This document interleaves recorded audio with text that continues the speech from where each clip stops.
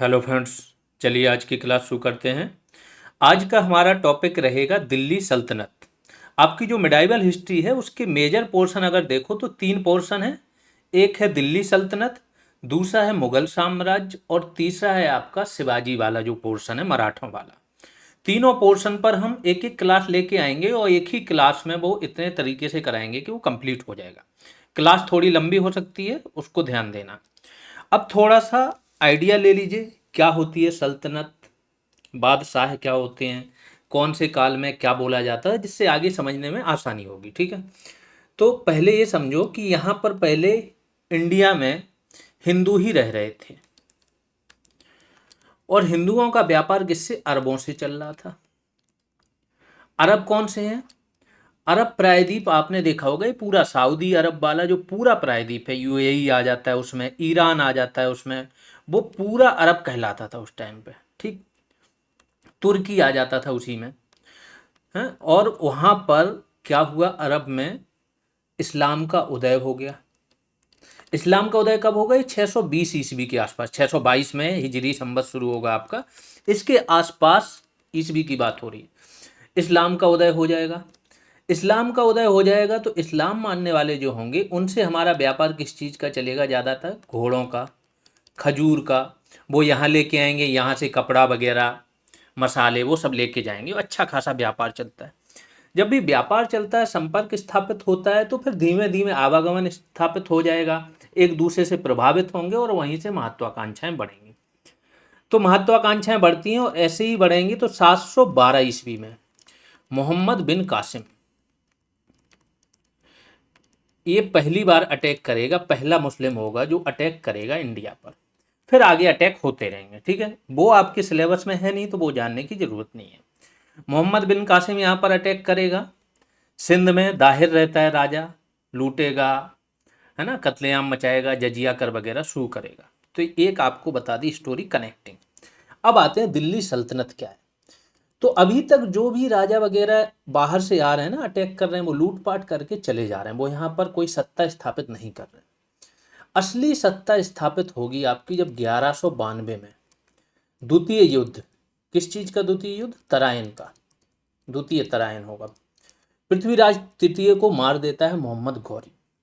तो गौरी के साथ ही और लोग आते हैं, ऐबक आता है, इल्तुतमिश आता है, इसके बाद आपका कुबाचा आता है, एलदौजी आता है, बख्तियार खिलजी आता है। खिल ये सब इसके गुलाम रहते हैं। ठीक, गौरी के, ये गौरी का गुलाम रहेगा, ऐबक ऐबक का गुलाम रहेगा इल्तुतमिश। और गुलाम शब्द आज के गुलाम नहीं है, वो दास वाले। गुलाम मतलब होता है कि शासक का सबसे ज्यादा भरोसेमंद, जो भी शासक रहेगा तो शुरुआत में ही उसको गुलाम बना लेता है। उसमें बहुत सारी प्रतिभाएं होती है, तब उस व्यक्ति को गुलाम बनाया जाता है। गुलाम बनाने पर एक शपथ इसको मिल जाती है कि शासक को ये व्यक्ति धोखा नहीं देगा। तो शासक के बाद जो सबसे इंपॉर्टेंट व्यक्ति रहता है फिर वो गुलाम ही रहता है। तो जितने भी गुलाम होंगे ना, वो शासक के बाद सेकंड नंबर के होंगे, वही युद्ध लड़ने जाएंगे, वही शासक की तरफ से सारे काम करेंगे। तो इस गुलाम को आप प्रेजेंट वाले गुलाम में मत रखना। ठीक है, ये हो गया। तो गुलाम बनेंगे, गुलाम आएंगे इनके साथ।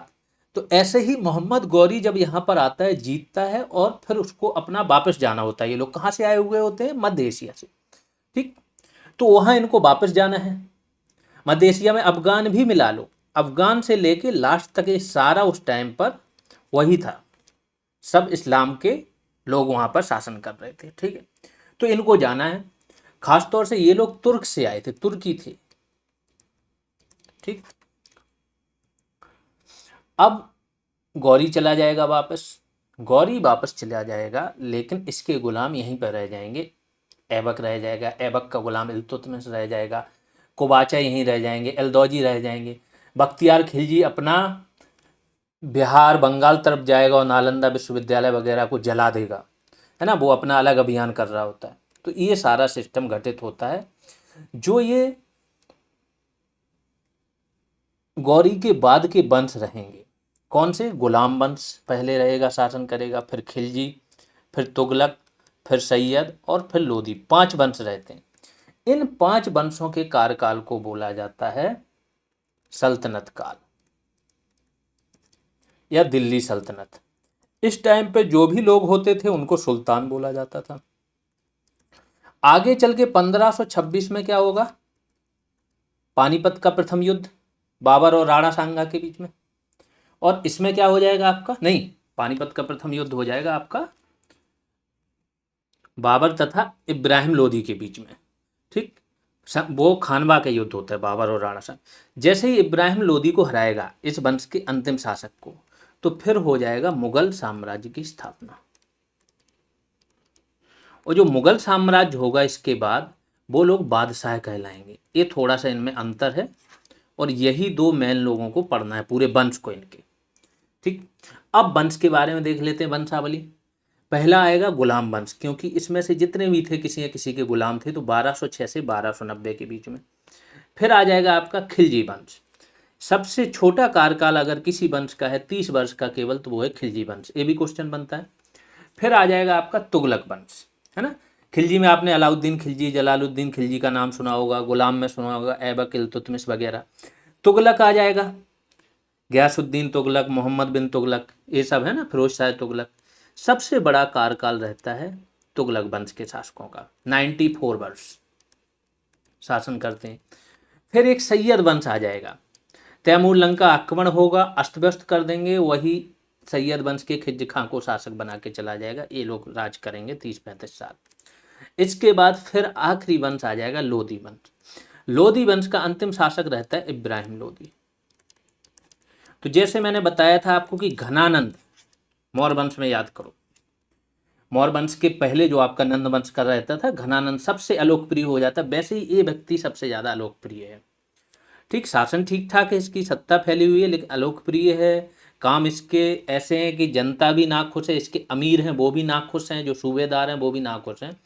और फाइनली इसके आसपास के लोग ही, जैसे बोला जाता है राणा सांगा, है ना, पंजाब का एक रहता है दौलत खां, ये सब इनवाइट करते हैं किसे?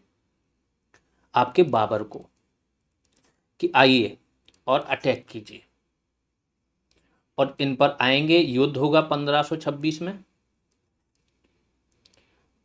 इब्राहिम लोदी पहला ऐसा शासक रहेगा जो रणभूमि में ही मारा जाएगा, और इसके बाद मुगल साम्राज्य की स्थापना हो जाएगी। ठीक, ये तो हो गया आपकी कनेक्टिंग स्टोरी। आपको फोकस करना है अभी फिलहाल आज की क्लास में इन 5 वंशों पर। 5 वंशों का कार्यकाल एक बार देख लो, नज़र रख लो। अब सीधी बात होगी तो इनके शासकों पर होगी, उनके कार्यों पर होगी। गुलाम वंश, एक शब्द और यूज होता है अमीर। अमीर क्या होते हैं ये समझो। ये शासक है, बादशाह है या सुल्तान मान लो। अब इसको जाना है, सपोज करो यहाँ पर है आपका बदायूं, यहाँ पर है अयोध्या, ठीक है, बनारस, दूर दूर है सारे। अब ये यहाँ से जाके सब जगह शासन नहीं कर सकता है, तो ये क्या करेगा, अपने हर जगह पर अपने एक सूबेदार या तो बना देगा, या फिर अमीर इन्हें बोला जाता था, ठीक है, उस जगह विशेष के एक कंट्रोल करने वाला व्यक्ति। इसकी क्या जिम्मेदारी रहती थी कि ये अपनी सेना रखेगा, राजस्व संग्रह करेगा, राजस्व का एक भाग बादशाह को भेजेगा, दरबार में उपस्थित होगा, बादशाह जब बोलेगा उसकी तरफ से युद्ध लड़ेगा। ये सब काम अमीरों के होते थे। तो बादशाह के पास 30, 40, 50 अमीर होते थे। दिक्कत कब होती थी? जब कई बार अमीर क्या होते थे, बादशाह से ज़्यादा मजबूत हो जाते थे, क्योंकि यहाँ बादशाह का कोई उत्तराधिकारी कमज़ोर हुआ, बादशाह कमज़ोर हुआ, अमीर सत्ता पर कब्जा करने की कोशिश करते थे। तो कहीं पर अमीर शब्द का जिक्र हो तो ये वाला अमीर समझना, ठीक है। अब इस वंश का संस्थापक कौन था? कुतुबुद्दीन ऐबक, गुलाम वंश का। क्योंकि गौरी तो यहाँ से अटैक किया, सत्ता हथियाई और यहाँ से निकल गया, और इसका खोखरो जनजाति से बीच में लड़ाई होगी, वो गौरी को खोखरो जनजाति के लोग मार भी देंगे, रास्ते में ही मर जाता है, ठीक है। अब आते हैं कुतुबुद्दीन ऐबक पर। गौरी का दास था, इसलिए इस वंश को दास या गुलाम वंश के नाम से जाना जाता है। कुछ विद्वान इसे मामलूक वंश का नाम देते हैं, जिसका तात्पर्य क्या है मामलूक का? स्वतंत्र माता पिता की गुलाम संतान। इसे आरंभिक तुर्क वंश के नाम से भी जाना जाता है, क्योंकि ये तुर्क थे, तुर्की वाले क्षेत्र से आए थे। कुतुबुद्दीन ऐबक पहला शासक 1206 से 1210, केवल 4 साल रहा है। यह दिल्ली सल्तनत का संस्थापक एवं मोहम्मद गौरी का ये दास था। मोहम्मद गौरी ने अपने दासों को पुत्र की तरह माना। जैसा मैंने बोला कि ये आज के दास नहीं है, ये वो दास हैं कि जिसमें शासक अपना सबसे ज्यादा विश्वस्त आदमी को ही गुलाम बनाता था। यहां तक कि अपने पुत्र को कभी कभी शासन नहीं देता था, दास को दे देता था। गौरी की मृत्यु के बाद कुतुबुद्दीन ऐबक 1206 में स्वतंत्र शासक बना। लाहौर को अपनी राजधानी, राजधानी ध्यान रखना, कुछ लोग लाहौर को बनाएंगे, आगे चल के दिल्ली राजधानी बनेगी। जब यह स्वतंत्र शासक बना तब यह दासता से मुक्त नहीं था, दास अभी भी था। अब दासता से मुक्त नहीं है तो ये सुल्तान की उपाधि धारण नहीं कर पाएगा, इसलिए इसने सुल्तान की उपाधि धारण नहीं की, बल्कि किसकी उपाधि धारण की? मलिक और सिपहसालार की। ध्यान रखना, आगे ये भी क्वेश्चन आता है कि वास्तविक सुल्तान आगे वाला रहेगा, इल्तुतमिश, ऐबक नहीं रहता है। उपाधियों के साथ शासन किया। अब चूंकि ये दासता से मुक्त नहीं था, मुक्त होना था, तो 1208 में ऐबक कहाँ जाएगा? गजनी। गजनी कहाँ पड़ता है? अफगानिस्तान। यहीं पर मोहम्मद गौरी के भतीजे, क्या नाम है, गयासुद्दीन महमूद ने इसे दासता का मुक्ति पत्र भेज दिया और सुल्तान की उपाधि इसने प्रदान कर दी। मिन्हास उस सिराज, ठीक है, तबकाते नासिरी, इन्होंने एक बुक लिखी है मिन्हास उस सिराज ने। उस बुक में इन्होंने इसको हातिम ताई कहा। ये क्वेश्चन भी पूछा जाता है। 1210 ईस्वी में लाहौर में चौगान, आज की डेट में जो पोलो का खेल है ना, वैसे ही चौगान होता था, ठीक है, घोड़े पर बैठ के खेला जाता था। तो ये चौगान का खेल खेलते समय घोड़े से गिर जाने के कारण ऐबक की मृत्यु हो गई। इसके बाद इसका एक पुत्र था आराम शाह, इसे लाहौर में गद्दी पर बैठा दिया गया। जो इल्तुतमिश, अब इल्तुतमिश इसका गुलाम है, तो शासक के पुत्र को तो बैठा दिया गया, लेकिन गुलाम ज्यादा मजबूत है तो वो क्या करेगा? इसको 8 महीने बाद हरा देगा। तो इल्तुतमिश से पराजित होने के 8 महीने तक शासन इसने किया। ऐबक की कुछ उपाधियां देख लेते हैं क्या है। तो लाखता या लाख बख्श, कई एग्जाम्स में पूछा गया कि ऐबक की उपाधि क्या थी, तो लाख बख्श या लाखता कहा जाता था। हातिम ताई भी इसको कहा गया। कुरान इसको याद थी तो कुरान ख्वां कहा जाता था। ऐबक के दरबारी विद्वान कौन थे? हसन निजामी काफ़ी फेमस व्यक्ति थे, और फक ए मुदाविर, ये दो इनके दरबारी विद्वान थे। दूसरे शासक पर आ जाते हैं, नाम है इल्तुतमिश, 1211 से 1236। ये कुतुबुद्दीन ऐबक का दास था। अब समझो, ऐबक खुद दास था मोहम्मद गौरी का, और ऐबक का दास ये था, इसलिए इसे बोला जाता है दासों का दास, ठीक है, या दास का दास। इल्तुतमिश कुतुबुद्दीन ऐबक का दास था। ऐबक अपनी दासता की मुक्ति से पहले ही 1206 में इल्तुतमिश को दासता से मुक्त कर दिया था ऐबक ने, क्योंकि ऐबक को कब मुक्ति मिली? 1208 में, और इसने इल्तुतमिश को 1206 में ही दासता से मुक्त कर दिया था। ये क्वेश्चन बहुत बार पूछा गया है आपका। क्या है क्वेश्चन कि इल्तुतमिश सुल्तान बनने से पहले कहाँ का इख्तियार था? बदायूं का इख्तियार था।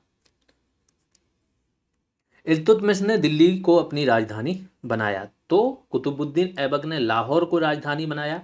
लाहौर चूंकि उस टाइम पे पाकिस्तान, बांग्लादेश, इंडिया का ही पार्ट थे, और लाहौर आपका पंजाब से जस्ट लगा हुआ है लाहौर, ठीक है, तो उसको राजधानी बनाया। फिर आगे चल के इसने, इल्तुतमिश ने दिल्ली को राजधानी बनाया। अब इल्तुतमिश के समय क्या क्या समस्याएं थी, इंपॉर्टेंट है। ये जितने भी शासक रहेंगे सल्तनत काल के, इनके सामने सबसे बड़ी समस्या रहती है मंगोल। मंगोलिया देखना थोड़ा मैप पर, आपको समझ में आएगा। अब तो मंगोलिया में कुछ है नहीं, रेगिस्तान है, बहुत कम जनसंख्या है, बहुत बड़ा देश है, और कुछ वहां पर रह नहीं गया। एक समय पर यहाँ पर चंगेज खान, जलालुद्दीन मांगबर, मतलब बहुत सारे लोग थे, ठीक है।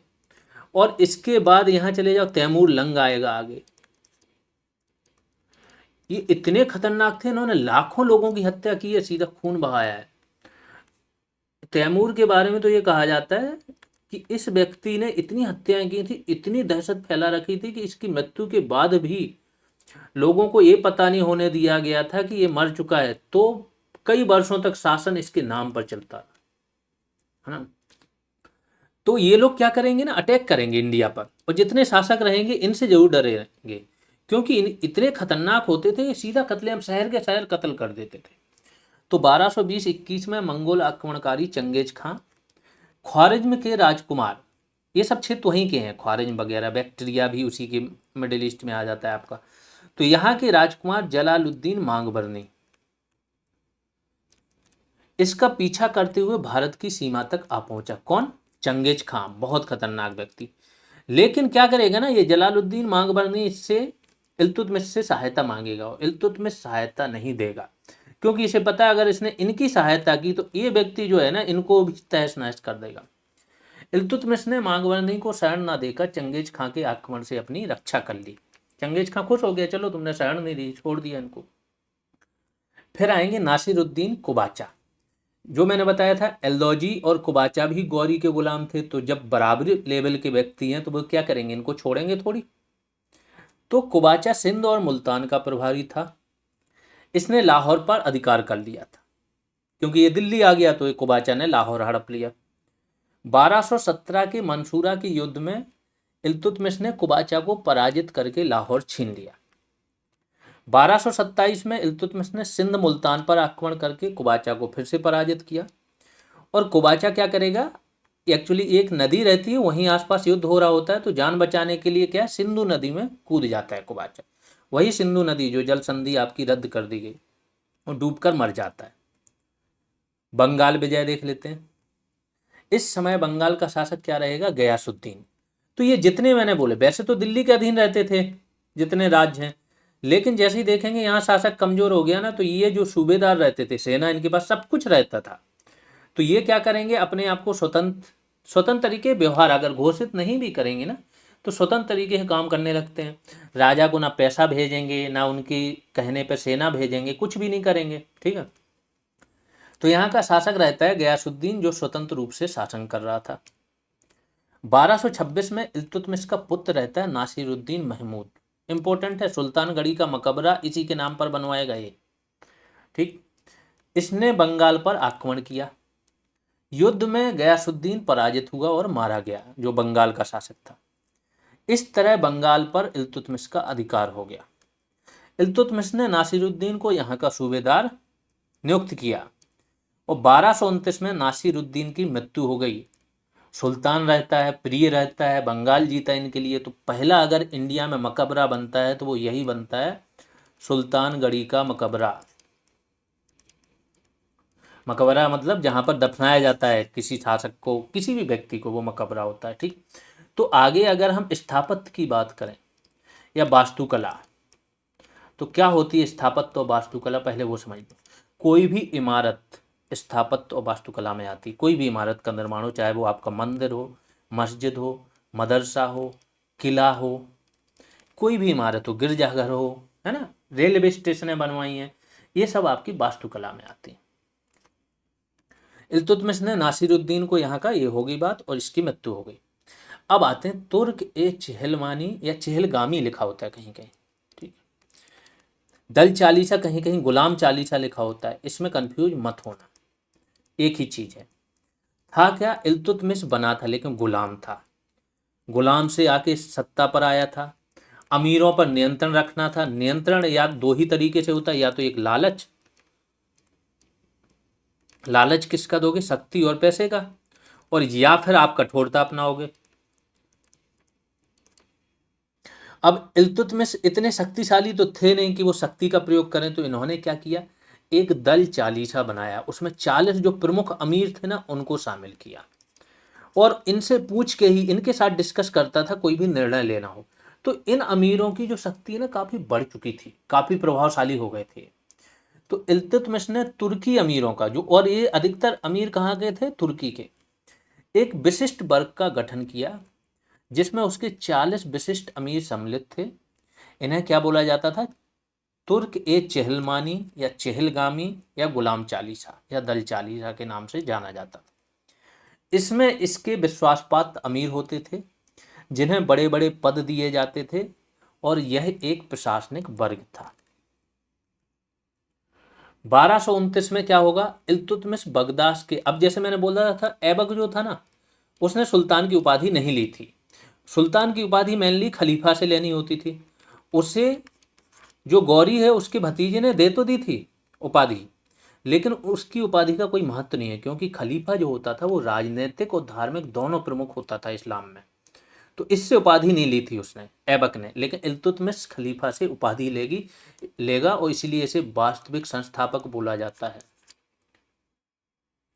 तो 1229 में इल्तुतमिश बगदाद के अब्बासी खलीफा अल मुस्तान सिंह बिल्ला से मंसूर प्राप्त करेगा। मंसूर मतलब एक प्रकार का पत्र जो होता है, प्रमाण पत्र। खलीफा ने इसे सुल्तान आजम यानी कि महान शासक की उपाधि दी। इल्तुतमिश ने शुद्ध अरबी प्रकार के सिक्के प्रचलित किए, जिसमें चांदी का टंका होता था, यहाँ से क्वेश्चन आता है, और तांबे का जीतल। तो शुद्ध अरबी सिक्के चलाए किसने? इल्तुतमिश ने। सिक्के पर टकसाल का नाम भी इसी ने ही खुदवाया सर्वप्रथम। इल्तुतमिश को दिल्ली सल्तनत का वास्तविक संस्थापक माना जाता है। इसकी प्रमुख विजय देख लेते हैं, कौन कौन सी विजय है। 1215 में तराइन के तृतीय युद्ध, क्योंकि आपने प्रथम और द्वितीय तो पढ़ लिया, गौरी का और पृथ्वीराज तृतीय के बीच में दोनों हुए थे, लेकिन तृतीय युद्ध किसमें? ताजुद्दीन एलदौज के बीच में, या एलदौजी भी कहीं लिखा होता है। 1217 में मंसूरा के युद्ध में नासिरुद्दीन कुबाचा को पराजित करेगा। 1226 में बंगाल विजय, क्योंकि इसके पुत्र ने की या इसके शासनकाल में हुई तो वो शासक की मानी जाती है, ठीक है। तो बंगाल विजय की, यहाँ के शासक गयासुद्दीन को पराजित किया। 1227 में सिंध एवं मुल्तान की विजय, नासिरुद्दीन कुबाचा को पराजित किया और फिर ये जान दे देता है नदी में कूद के। 1226 से 1231 तक राजपूतों पर विजय, और 1235 में पंजाब के खोखरों पर विजय। जो मैंने बोला, खोखर जो जनजाति थी उसने गौरी को मार दिया था, तो बाद में ये इन पर भी विजय प्राप्त करेगा। इल्तुतमिश ने सिक्के चलाए, देख लेते हैं कौन कौन से। टंका यह चांदी का सिक्का था और तांबे का था जीतल। इसके उत्तराधिकारी इल्तुतमिश के, देखो इल्तुतमिश ने ना अपनी पुत्री जो है रजिया, इसको उत्तराधिकारी घोषित किया था, लेकिन जो तुर्क रहते हैं, इस्लाम वाले रहते हैं, तो ये जो अमीर रहे ये चिढ़ जाएंगे, ये बोलेंगे एक महिला हमारे ऊपर शासन करेगी, तो इसकी बात नहीं मानते, इसकी तो मृत्यु हो चुकी है, तो क्या करें, इसके पुत्र को बिठा देते हैं। लेकिन फाइनली ऐसी परिस्थितियां बनेंगी कि रजिया ही सुल्तान बन जाएगी, अभी मैं बताता हूँ कैसे। और भारत की प्रथम और एकमात्र सुल्तान थी सल्तनत काल की जो महिला थी। सल्तनत क्या, पूरा मिडाइवल में अगर आप देख लो, है ना, मुस्लिम में, तो यही एकमात्र थी। इल्तुतमिश की मृत्यु के बाद दल चालीसा और इल्तुतमिश के उत्तराधिकारियों के बीच भीषण राजनीतिक संघर्ष शुरू हो गया। दल चालीसा वही जो गुलाम चालीसा है, काफ़ी शक्तिशाली हो गया, तो ये किसी ऐसे को बनने नहीं देंगे, और इसके जो उत्तराधिकारी यानी पुत्र वगैरह पुत्रियां रहेंगी, वो दल चालीसा के बीच संघर्ष चल रहा है। दल चालीसा किसी और को बनाना चाह रहा है, लेकिन ये लोग खुद बनना चाह रहे हैं। इस समय दल चालीसा सुल्तान निर्माता की भूमिका अदा कर रहे थे। 1236 से 1266 तक के काल को चालीसा काल कहा जाता है।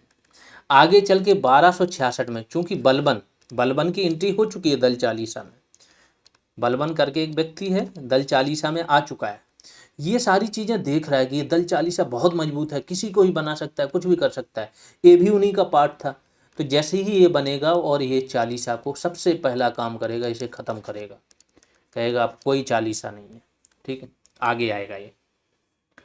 रुकनुद्दीन फिरोज शाह 1236 से 36 तक ही रहते हैं, एक साल के अंदर ख़त्म हो जाते हैं। इल्तुतमिश अपनी पुत्री रजिया को उत्तराधिकारी इसने नियुक्त किया था, लेकिन तुर्की अमीरों ने इसकी इच्छा का सम्मान नहीं किया। इसके पुत्र रुकनुद्दीन फिरोज शाह को सुल्तान बनाया, और सुल्तान की जो माता थी, रजिया की माता अलग थी, क्योंकि कई शादियां करते थे, और ये सुल्तान जो रुकनुद्दीन फिरोज था, इसकी माता अलग थी, इसका नाम था शाह तुर्कान, और रजिया पर बहुत जुल्म ढाती थी, क्योंकि रजिया को उत्तराधिकारी उसके पिताजी ने घोषित कर दिया था। शाह तुर्कान विद्वानों एवं शेखों को दान भी देके अपने पक्ष में कर लेती थी। अब रजिया देखते हैं, रजिया कैसे आई। कि शाह तुर्कान का जब आतंक बहुत ज़्यादा बढ़ गया, तो रजिया एक दिन लाल वस्त्र धारण करके, और ये क्या होता था लाल वस्त्र, की न्याय की याचना का प्रतीक था, और उसने देखो उस टाइम पर सोचा, दिमाग क्या लगाया कि असली सत्ता जनता में निहित है, जनता के सामने पहुंच गई। तो ये क्या है, लाल वस्त्र धारण करके जुमा के नमाज के समय जनता के बीच में पहुंच गई और न्याय की मांग की कि हम पर बहुत जुल्म हो रहा है, हमारे पिताजी ने सत्ता हमें बोली थी, उत्तराधिकारी हमें बनाया था, वो भी नहीं दिया गया, ये वो। जनता इसके पक्ष में आ जाएगी। दिल्ली की जनता ने, और उस टाइम पे बहुत ज़्यादा जनसंख्या होती नहीं थी, समझ लो इतना कि जिसके पक्ष में 10,000 5,000 व्यक्ति है ना, वही शासक है, इतना हो जाता था। ठीक। तो दिल्ली की जनता ने क्या किया, राजमहल पर धावा बोल दिया, शाह तुर्कान और रुकनुद्दीन दोनों को क्या है, बंदी बना लिया, और रजिया बन गई सुल्तान। रजिया 4 साल सुल्तान रहेगी। रजिया दिल्ली की पहली और अंतिम महिला सुल्तान थी। इसे अपने शासन के प्रारंभ से ही तुर्क के जो अमीर थे, तुर्की अमीर, इनके विरोध का सामना करना पड़ा।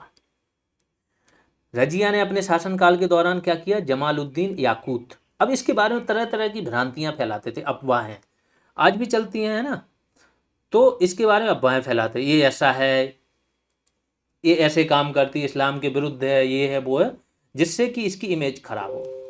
तो रजिया ने जमालुद्दीन याकूत को प्रोन्नत कर दिया। अब उस टाइम पे जैसे मैंने बोला, इतनी बड़ी सेना तो है नहीं, तोप वगैरह भी नहीं आई है ना, कुछ अभी वैसा है नहीं। तो सबसे प्रधान क्या है, आप तलवार भालों से युद्ध लड़ रहे हो, और सबसे प्रमुख क्या है, घोड़ों पे बैठ के जा रहे हो। घोड़े और हाथी होते थे, घोड़े मैन होते थे, घोड़े बहुत स्पीड से बढ़ जाते थे आगे। तो इनसे युद्ध लड़ रहे हो, तो घोड़े का जो अश्वशाला होती थी, उसके प्रमुख को बोला जाता था अमीर ए आबूर, कहीं कहीं आखूर भी रहेगा, अमीर ए आखूर। ये नियुक्त कर दिया किसने, रजिया ने जमालुद्दीन याकूत को। तो इसके बारे में फिर से अफवाहें फैलाई कि इसका इससे प्रेम संबंध चल रहा है। तो ये क्वेश्चन भी पूछ लेते हैं।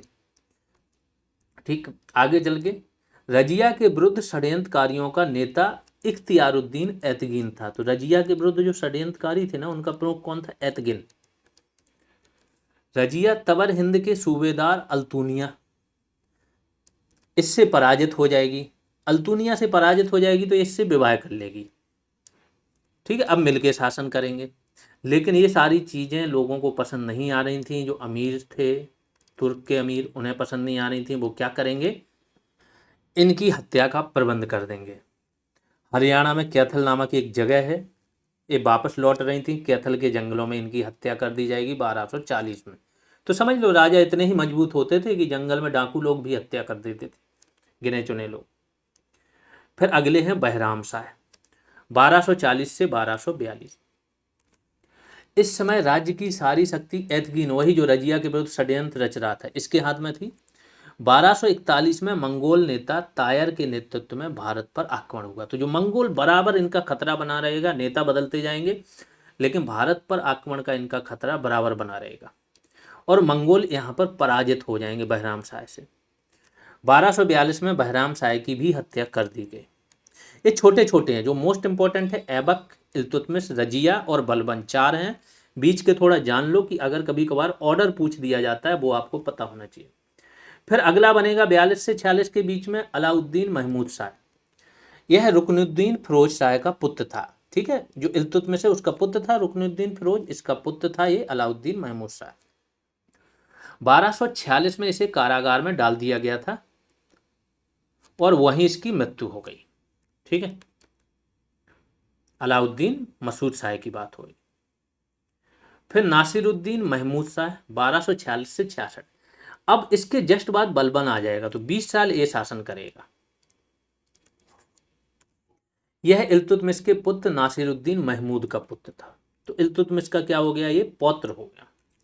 संत प्रवृत्ति का सुल्तान था, इसलिए इतने टाइम तक ये शासन भी कर पाए, क्योंकि इसने वजीर बनाया था बलबन को, और मुख्य शक्तियां इसके हाथ में थी। तो बलबन ने सोचा चलो शासन करते रहो, शक्तियां तो हम ही प्रयोग कर रहे हैं, है ना, और लगातार मजबूत भी हो रहे हैं। यह व्यतीत करने के लिए, समय व्यतीत करने के लिए कुरान की प्रतियां लिखा करता था, जिससे पूरे में ये हल्ला हो गया कि सुल्तान कुरान की प्रतियां बेचकर अपना जीवन यापन करता है। अब सोचो राजा के बारे में कैसी अफवाहें उड़ जाती। आज भी यही होता है कि पुतिन मरने वाले हैं, ये बीमारी हो गई। अभी जिनपिंग के बारे में पूरी दुनिया में फैल रहा था कि इन्हें कैद कर लिया गया। तो ये चलता है। 1246 में इसने बलबन को अपना वजीर बनाया। अब इनके सारे उत्तराधिकारी एक बार देख लेते हैं, फिर बलबन को देखेंगे। सबसे 1236 से 66 के बीच रुकनुद्दीन फिरोज, रजिया, बहराम शाह, अलाउद्दीन मसूद शाह, नासिरुद्दीन महमूद शाह, और फिर छठवां आपका बनेगा कौन, बलबन। बलबन इल्तुतमिश का दास था। इल्तुतमिश के उत्तराधिकारियों के समय में यह सत्ता के चरमोत्कर्ष तक पहुंचा और गुलाम चालीसा का भी ये पार्ट था। 1266 से 1286 20 साल ये शासन करेगा। दिल्ली का पहला सुल्तान था जिसने अपने राजत्व सिद्धांत की विवेचना की। जब ये आएगा ना, ये बोलेगा कि सुल्तान पृथ्वी पर ईश्वर का प्रतिनिधि है, लौह तथा रक्त की नीति अपनाएगा। मतलब ये बोलेगा ही नहीं कि हमें दया वाली चीजें कुछ करनी है। बोलता है जब भी हम वृद्ध, बीमार या किसी ऐसे व्यक्ति को देखते हैं ना, मेरा हाथ अपने आप तलवार पर चला जाता है और मेरी आंखें सुर्ख लाल हो जाती हैं और उसको मार डालने का मन करता। मतलब ये कमजोरी वाला इसके अंदर सीन ही नहीं था। कमजोर व्यक्ति दिखे उसे मार डालने का इसके। तो लौह और रक्त की नीति बन अपनाएगा ये व्यक्ति। इसके बाद ये बरीद ए मुबालिक नामक एक विभाग बनाएगा, गुप्तचर विभाग, जो सारी चीजें देखेगा कि कहीं विद्रोह तो नहीं हो रहा है। इसके बारे में एक क्वेश्चन और आया था, तुगरिल खां विद्रोह। बंगाल में तुगरिल खां नामक इसका एक सेनापति ही रहता है, सूबेदार रहता है, वो विद्रोह कर देता है। विद्रोह कर देगा तो ये अपने एक दूसरे सेनापति को भेजेगा, वो इसको हरा नहीं पाता है तो उसे क्या कर देगा, ये फांसी की सजा दे देगा अपने खुद के सेनापति को। फिर अगले को भेजेगा, वो जाके इनको पकड़ के लाएगा और इनकी खाल, जिंदा खाल उधड़वा लेता है तुगरिल खां की। तो ये क्वेश्चन भी आता है कि तुगरिल खां विद्रोह किसके शासनकाल में हुआ। ठीक, अब आ जाते हैं इन पर। इसने सुल्तान को पृथ्वी पर नियाबत एक खुदाई यानी कि ईश्वर का प्रतिनिधि माना। जिल्ले अल्लाह, एक बार क्वेश्चन आया है, जिल्ले लाही वही है ये, ईश्वर की छाया बताया। इसने कुलीनता पर अत्यधिक बल दिया कि जो आपका खून होता है, जिस आप वंश से हो, उस पर बल दिया कि कुलीन वंश होना चाहिए। अपनी वंशावली बनवाई और अपने को फारस, क्योंकि उस टाइम पे ईरान, फारस मतलब ईरान, ईरान के पौराणिक नायक आफरासियाब, ये ध्यान रखो, आफरासियाब का वंशज बताया। तो सब ऐसे ही करेंगे, तुर्क अपने आप को किसी व्यक्ति से जोड़ेंगे, किसी अच्छे परिवार से जोड़ेंगे, खानदान से, ये ईरान से जोड़ रहे हैं। ठीक, बलबन ने अपने दरबार का गठन ईरानी परंपरा के अनुसार किया। ईरान से बहुत प्रभावित था ये व्यक्ति। अपने दरबार में सिजदा और पायबोस, शासक के सामने, पायबोस मतलब पैर को चूमना, कि शासक के दरबार में आ रहे हो तो उसके पैर को चूमो। ठीक है, ये सब प्रथाएं इसने दरबार में शामिल की, ईरानी प्रथाएं थी। ईरानी त्योहार है नौरोज, उसको मनाना शुरू किया। और अब आखिरी अटैक करेगा दल चालीसा पर। अटैक तो पहले ही कर देता है, लिख दिया गया ये आखिरी, कि तुर्क ए चहलगानी अर्थात दल चालीसा का ये अंत कर देगा कि जाओ अब काम खत्म है। जो व्यक्ति जहां से निकलता है ना, जैसे आगे चल के आप देखोगे अलाउद्दीन खिलजी रहेगा, वो भी एक अमीर रहेगा, एक वहां का इक्तेदार रहेगा। तो उसे पता होता है कि पैसा खिला के हम कुछ भी कर सकते हैं, पैसा खिला के ही सत्ता में आया होता है। और बाद में वो सबके पैसे वगैरह आपस में मिलना सब बंद करा देता है अमीरों। तो जो जहाँ का पार्ट रहता है उसे पता होता है कमियां यहाँ हैं और शासक के खिलाफ यहाँ से काम हो सकता है। फारसी के विद्वान अमीर खुसरो बहुत इंपॉर्टेंट व्यक्ति हैं ये। 7 शासकों का काल देखते हैं, 2 लोग, एक अमीर खुसरो, दूसरे निजामुद्दीन औलिया, हजरत निजामुद्दीन औलिया। अमीर खुसरो कवि रहते हैं और वो सूफी संत रहते हैं। इन्होंने अपना साहित्यिक जीवन इसी के शासनकाल से प्रारंभ किया था। 7 सुल्तानों के दरबार में रहे हैं। इनके दरबारी कभी नहीं थे बलबन के, लेकिन इनके दरबार में ये थे, यहीं से काम शुरू किया था। कुछ अन्य तथ्य जान लेते हैं गुलाम वंश से संबंधित। मोहम्मद गौरी के भतीजे गयासुद्दीन महमूद, इसने कुतुबुद्दीन ऐबक को 1208 में दास्ता से मुक्त किया था, ये तो पढ़ ही चुके हैं। प्रसिद्ध सूफी संत थे बहाउद्दीन जकारिया, बहुत इंपॉर्टेंट है। ठीक, जब आप संप्रदाय पढ़ोगे चिश्ती के बाद तो बहाउद्दीन जकारिया का जिक्र होगा, फिरदौसी वगैरह। तो इन्होंने मुल्तान एवं सिंध विजय में कुबाचा के विरुद्ध किसकी हेल्प की थी, इल्तुतमिश की। इल्तुतमिश ने ग्वालियर विजय के उपलक्ष्य में रजिया के नाम का टंका जारी किया था। इल्तुतमिश भारत का प्रथम सुल्तान था, क्योंकि सुल्तान की उपाधि इसी ने ही धारण की थी। बलबन ने अपने एक सैनिक अधिकारी अली को तुगरिल कुश, यही अली है जिसने तुगरिल खां को लेके आया था, मारा था, तो इसको उपाधि कौन सी दी थी, तुगरिल कुश की उपाधि दी थी। गुलामों का गुलाम इल्तुतमिश को कहा जाता है। मंगोल नेता चंगेज खां का मूल नाम क्या था, तेमुचिन। और गढ़मुक्तेश्वर की, ये आप लोगों को बताना है कमेंट करके कि गढ़मुक्तेश्वर का मंदिर कहाँ पर है। ठीक है, यूपी में ही है, कौन से जिले में। यहाँ की मस्जिद की दीवारों पर अपने शिलालेख में बलबन ने स्वयं को खलीफा का सहायक कहा है। अभी हाल ही में क्वेश्चन आया था कि कौन सा सुल्तान ऐसा था जिसने खुद को खलीफा घोषित कर दिया था। आगे आएगा, वो सारी चीजें आ जाएंगी आपकी। अगला वंश है आपका खिलजी वंश, 1290 से 1320। इनके बारे में जान लेते हैं। दिल्ली सल्तनत में खिलजियों का शासनकाल सबसे कम समय तक रहा, केवल 30 साल। खिलजी तुर्कों की 64, तुर्कों की टोटल कितनी नस्लें थी? 64, इनमें से एक थे, लेकिन इन्हें माना जाता था यह निम्न वर्ग के तुर्क हैं। जलालुद्दीन खिलजी 1290 से 1296, 6 साल रहेंगे, फिर 20 साल रहेंगे अलाउद्दीन खिलजी। यह खिलजी वंश का संस्थापक था एवं प्रथम सुल्तान था। अगर किसी ने पद्मावती मूवी देखी होगी तो इनका पूरा जिक्र है। जलालुद्दीन ने अपना राज्याभिषेक कहाँ कराया था? कैलूगढ़ी में, किलोखरी में कराया था, और 1 वर्ष तक दिल्ली नहीं आया था ये व्यक्ति। जलालुद्दीन खिलजी के समय की प्रमुख घटनाएं, अब ये सारी चीजें बता रहे, ऐसे ही पूछते, जब उसको थोड़ा सा डीपली बनाना होता है तो कुछ फैक्ट आपसे ऐसा पूछ देते हैं जो नॉर्मल बुक्स में नहीं रहते, इसलिए याद करना जरूरी है। प्रमुख घटनाएं क्या है? मलिक छज्जू का विद्रोह होता है इसके समय में 1290 ईस्वी में। और मलिक छज्जू कहाँ है? कड़ा, कड़ा क्षेत्र है इलाहाबाद वाला, बहुत फेमस रहेगा आगे चल के। कड़ा में ही इसी की जलालुद्दीन की हत्या कर देगा अलाउद्दीन खिलजी। तो कड़ा का सूबेदार है मलिक छज्जू, इसने विद्रोह कर दिया। सुल्तान ने इसके विद्रोह का दमन किया। रणथंबोर अभियान 1291 में, यानी कि रणथंबोर है राजस्थान में। सुल्तान रणथंबोर अभियान करेगा, लेकिन जो किला है ना रणथंबोर का, हमीर देव शासक हैं यहाँ के, और किला इतना मजबूत है कि सुल्तान भागना पड़ेगा। किले की सुदृढ़ता को देखकर अपना अभियान वापस ले लेगा। और यहाँ का शासक कौन है? हमीर देव। मंगोलों का आक्रमण, जैसा मैंने बोला, सबके समय में होना है, लेकिन यहाँ एक इंपॉर्टेंट चीज ये हुई है कि मंगोलों को ये हरा देगा।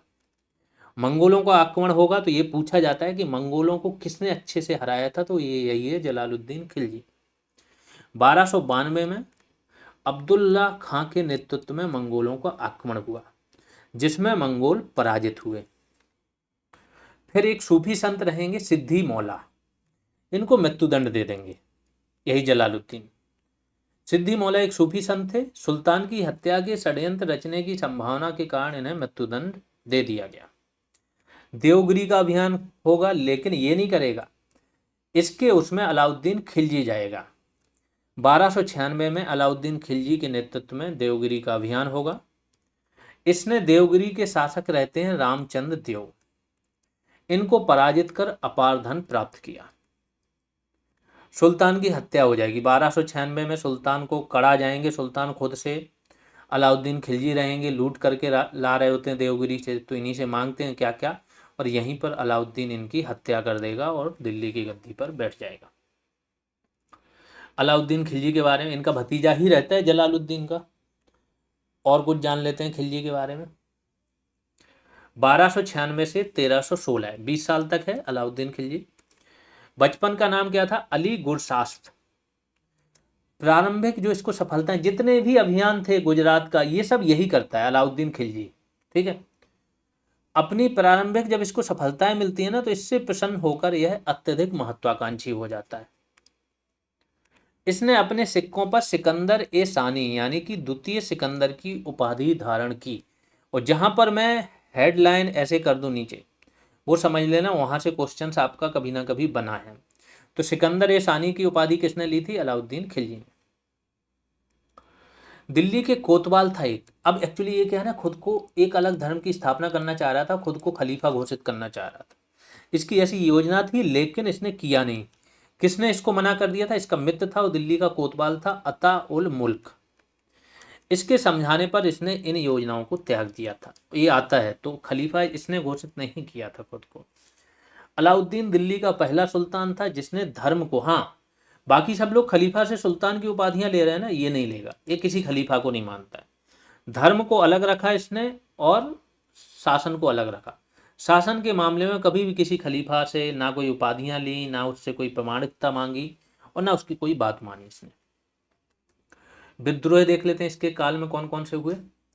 1301 ईस्वी में इसके विरुद्ध 3 विद्रोह हुए। एक अकद खां का विद्रोह, दूसरा उमर खां और मंगू का विद्रोह, और तीसरा हाजी मौला का विद्रोह। सिद्दी मौला को तो जलालुद्दीन ने मरवा दिया था, अब ये हाजी मौला है। इन विद्रोहों के निवारण के लिए इसने 4 अध्यादेश जारी किए। ध्यान रखो, विद्रोह क्यों हो रहे हैं कि अमीर आपस में मिल रहे हैं, पैसा भी ले रहे हैं, बहुत कमा रहे हैं, मजबूत हो रहे हैं, शराब वगैरह पी रहे हैं, मीटिंग कर रहे हैं। ये 4 अध्यादेश जारी करके ये सारी चीजें बंद करा देगा। क्या थे 4 अध्यादेश? एक सशक्त गुप्तचर व्यवस्था की स्थापना की, बरीद तथा मुनिया या जासूस नियुक्त किए गए। ठीक। अमीरों के पारस्परिक मेलजोल और विवाह संबंधों पर रोक लगा दी। शराब और भांग जैसे मादक पदार्थों के प्रयोग पर रोक लगा दी। अनुदान में जो भूमियां दी गई थी इन्हें वापस ले ली। एक क्वेश्चन भी आया था, खालसा बना दिया गया।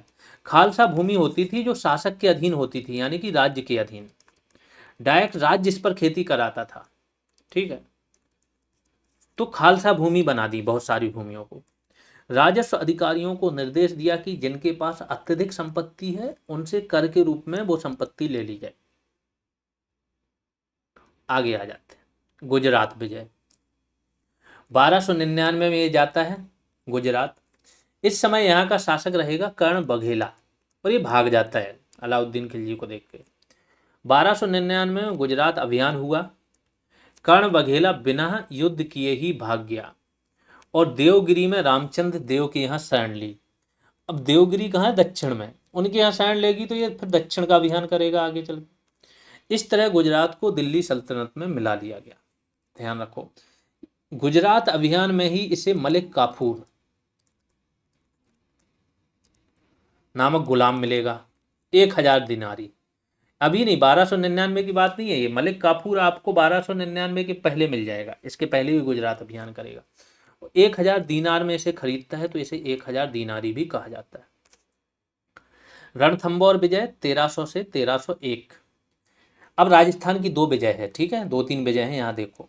रणथंबोर हमीरदेव शासक है, बहुत मजबूत किला है, जलालुद्दीन की तो हिम्मत नहीं हुई थी, लेकिन ये जाएगा और विजय प्राप्त करेगा। 1300 ईस्वी में रणथंबोर अभियान हुआ। हमीरदेव के मंत्री रणमल ने विश्वासघात कर दिया और इसके कारण क्या है, 1301 में अलाउद्दीन खिलजी जीत लेगा। जब ये जीतेगा तो आगे चित्तौड़गढ़ पर इसकी नीयत खराब हो गई। चित्तौड़गढ़ के राजा रहते हैं रतन सिंह। पद्मावत मूवी जिसने देख ली होगी उसे तो पता ही होगा, रतन सिंह। इनकी बीवी रहती है पद्मावती।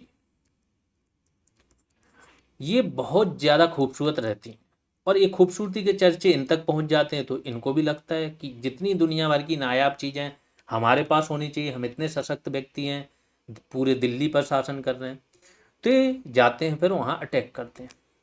यहाँ का शासक रतन सेन नहीं, सिंह होना चाहिए, कहीं कहीं बुकों में सेन भी दिया है। 1303 में अलाउद्दीन ने स्वयं मेवाड़ का अभियान किया। इस अभियान में अमीर खुसरो इसके साथ थे। अमीर खुसरो अलाउद्दीन का दरबारी कवि था, खिलजी का। दरबार तो इसने 7 शासकों के देखे, लेकिन मेन दरबारी कवि अलाउद्दीन खिलजी का था।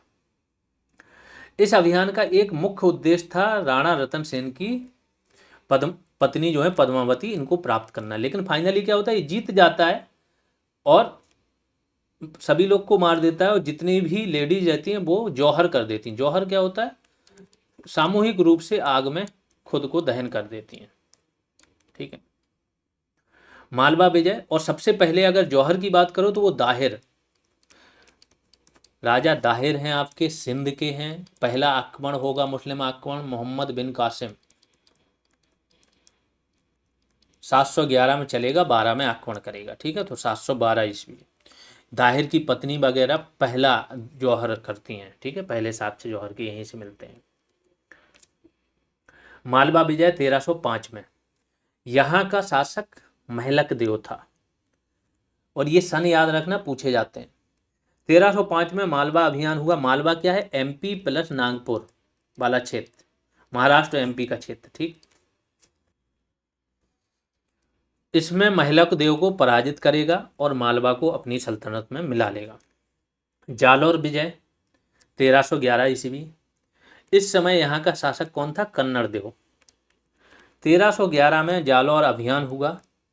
युद्ध में कन्नड़ देव पराजित हुआ और जालौर को सल्तनत में मिला लिया।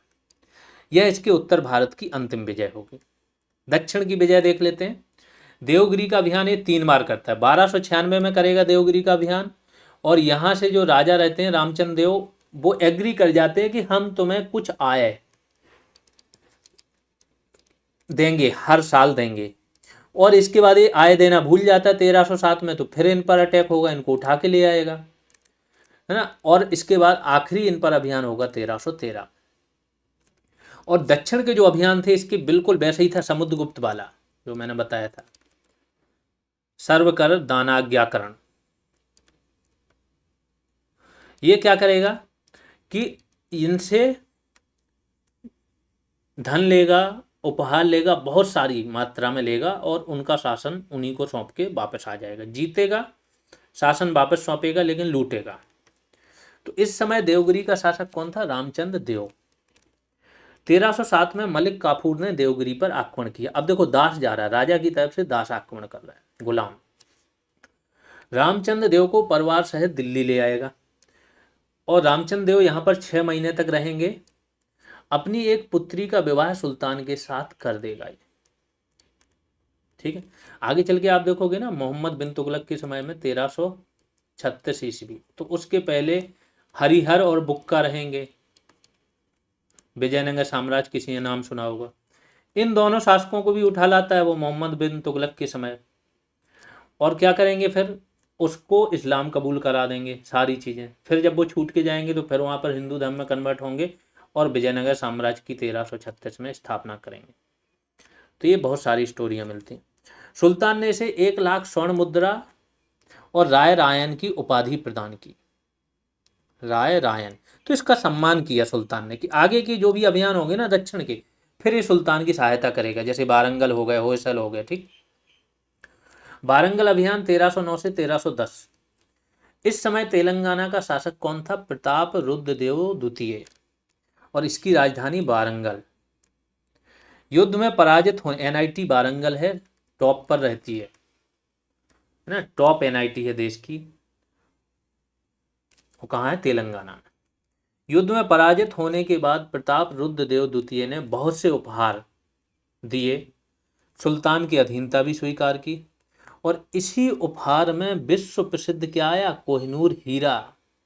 गोलकुंडा कहाँ पर है? उसी क्षेत्र में है, वहीं की खान से निकला था, रुद्रदेव द्वितीय के पास था। आगे चल के पंजाब के शासक के पास आएगा, फिर नादिर शाह अब्दाली ले जाएगा। ये बहुत घूमा है कोहिनूर हीरा, इस समय ब्रिटेन में है, ठीक है। तो इसी उपहार में विश्व प्रसिद्ध कोहिनूर हीरा भी सम्मिलित था। होयसल राज्य पर आक्रमण 1310 में। इस समय यहाँ का शासक कौन था? वीर बल्लाल देव। ये साउथ के राज्य हैं सारे, और होयसल की जो राजधानी थी वो द्वार समुद्र थी। इस पर आक्रमण करेगा, इन्हें भी जीत लेगा, और सब में सहायता राजा रामचंद्र देव इनकी कर रहे हैं। पांड्य राज्य इन पर आक्रमण करेगा। सबसे दक्षिण में मान लो ये तमिलनाडु वाला है। इस समय यहाँ का शासक वीर पांड्य था, और राजधानी इनकी मदुरा यानी कि मदुरई। मीनाक्षी देवी टेम्पल है यहाँ पर, बहुत बड़ा टेम्पल है, ठीक है। 1311 में मलिक काफूर ने मदुरा पर आक्रमण किया, लेकिन वीर पांड्य इसके हाथ नहीं लगा।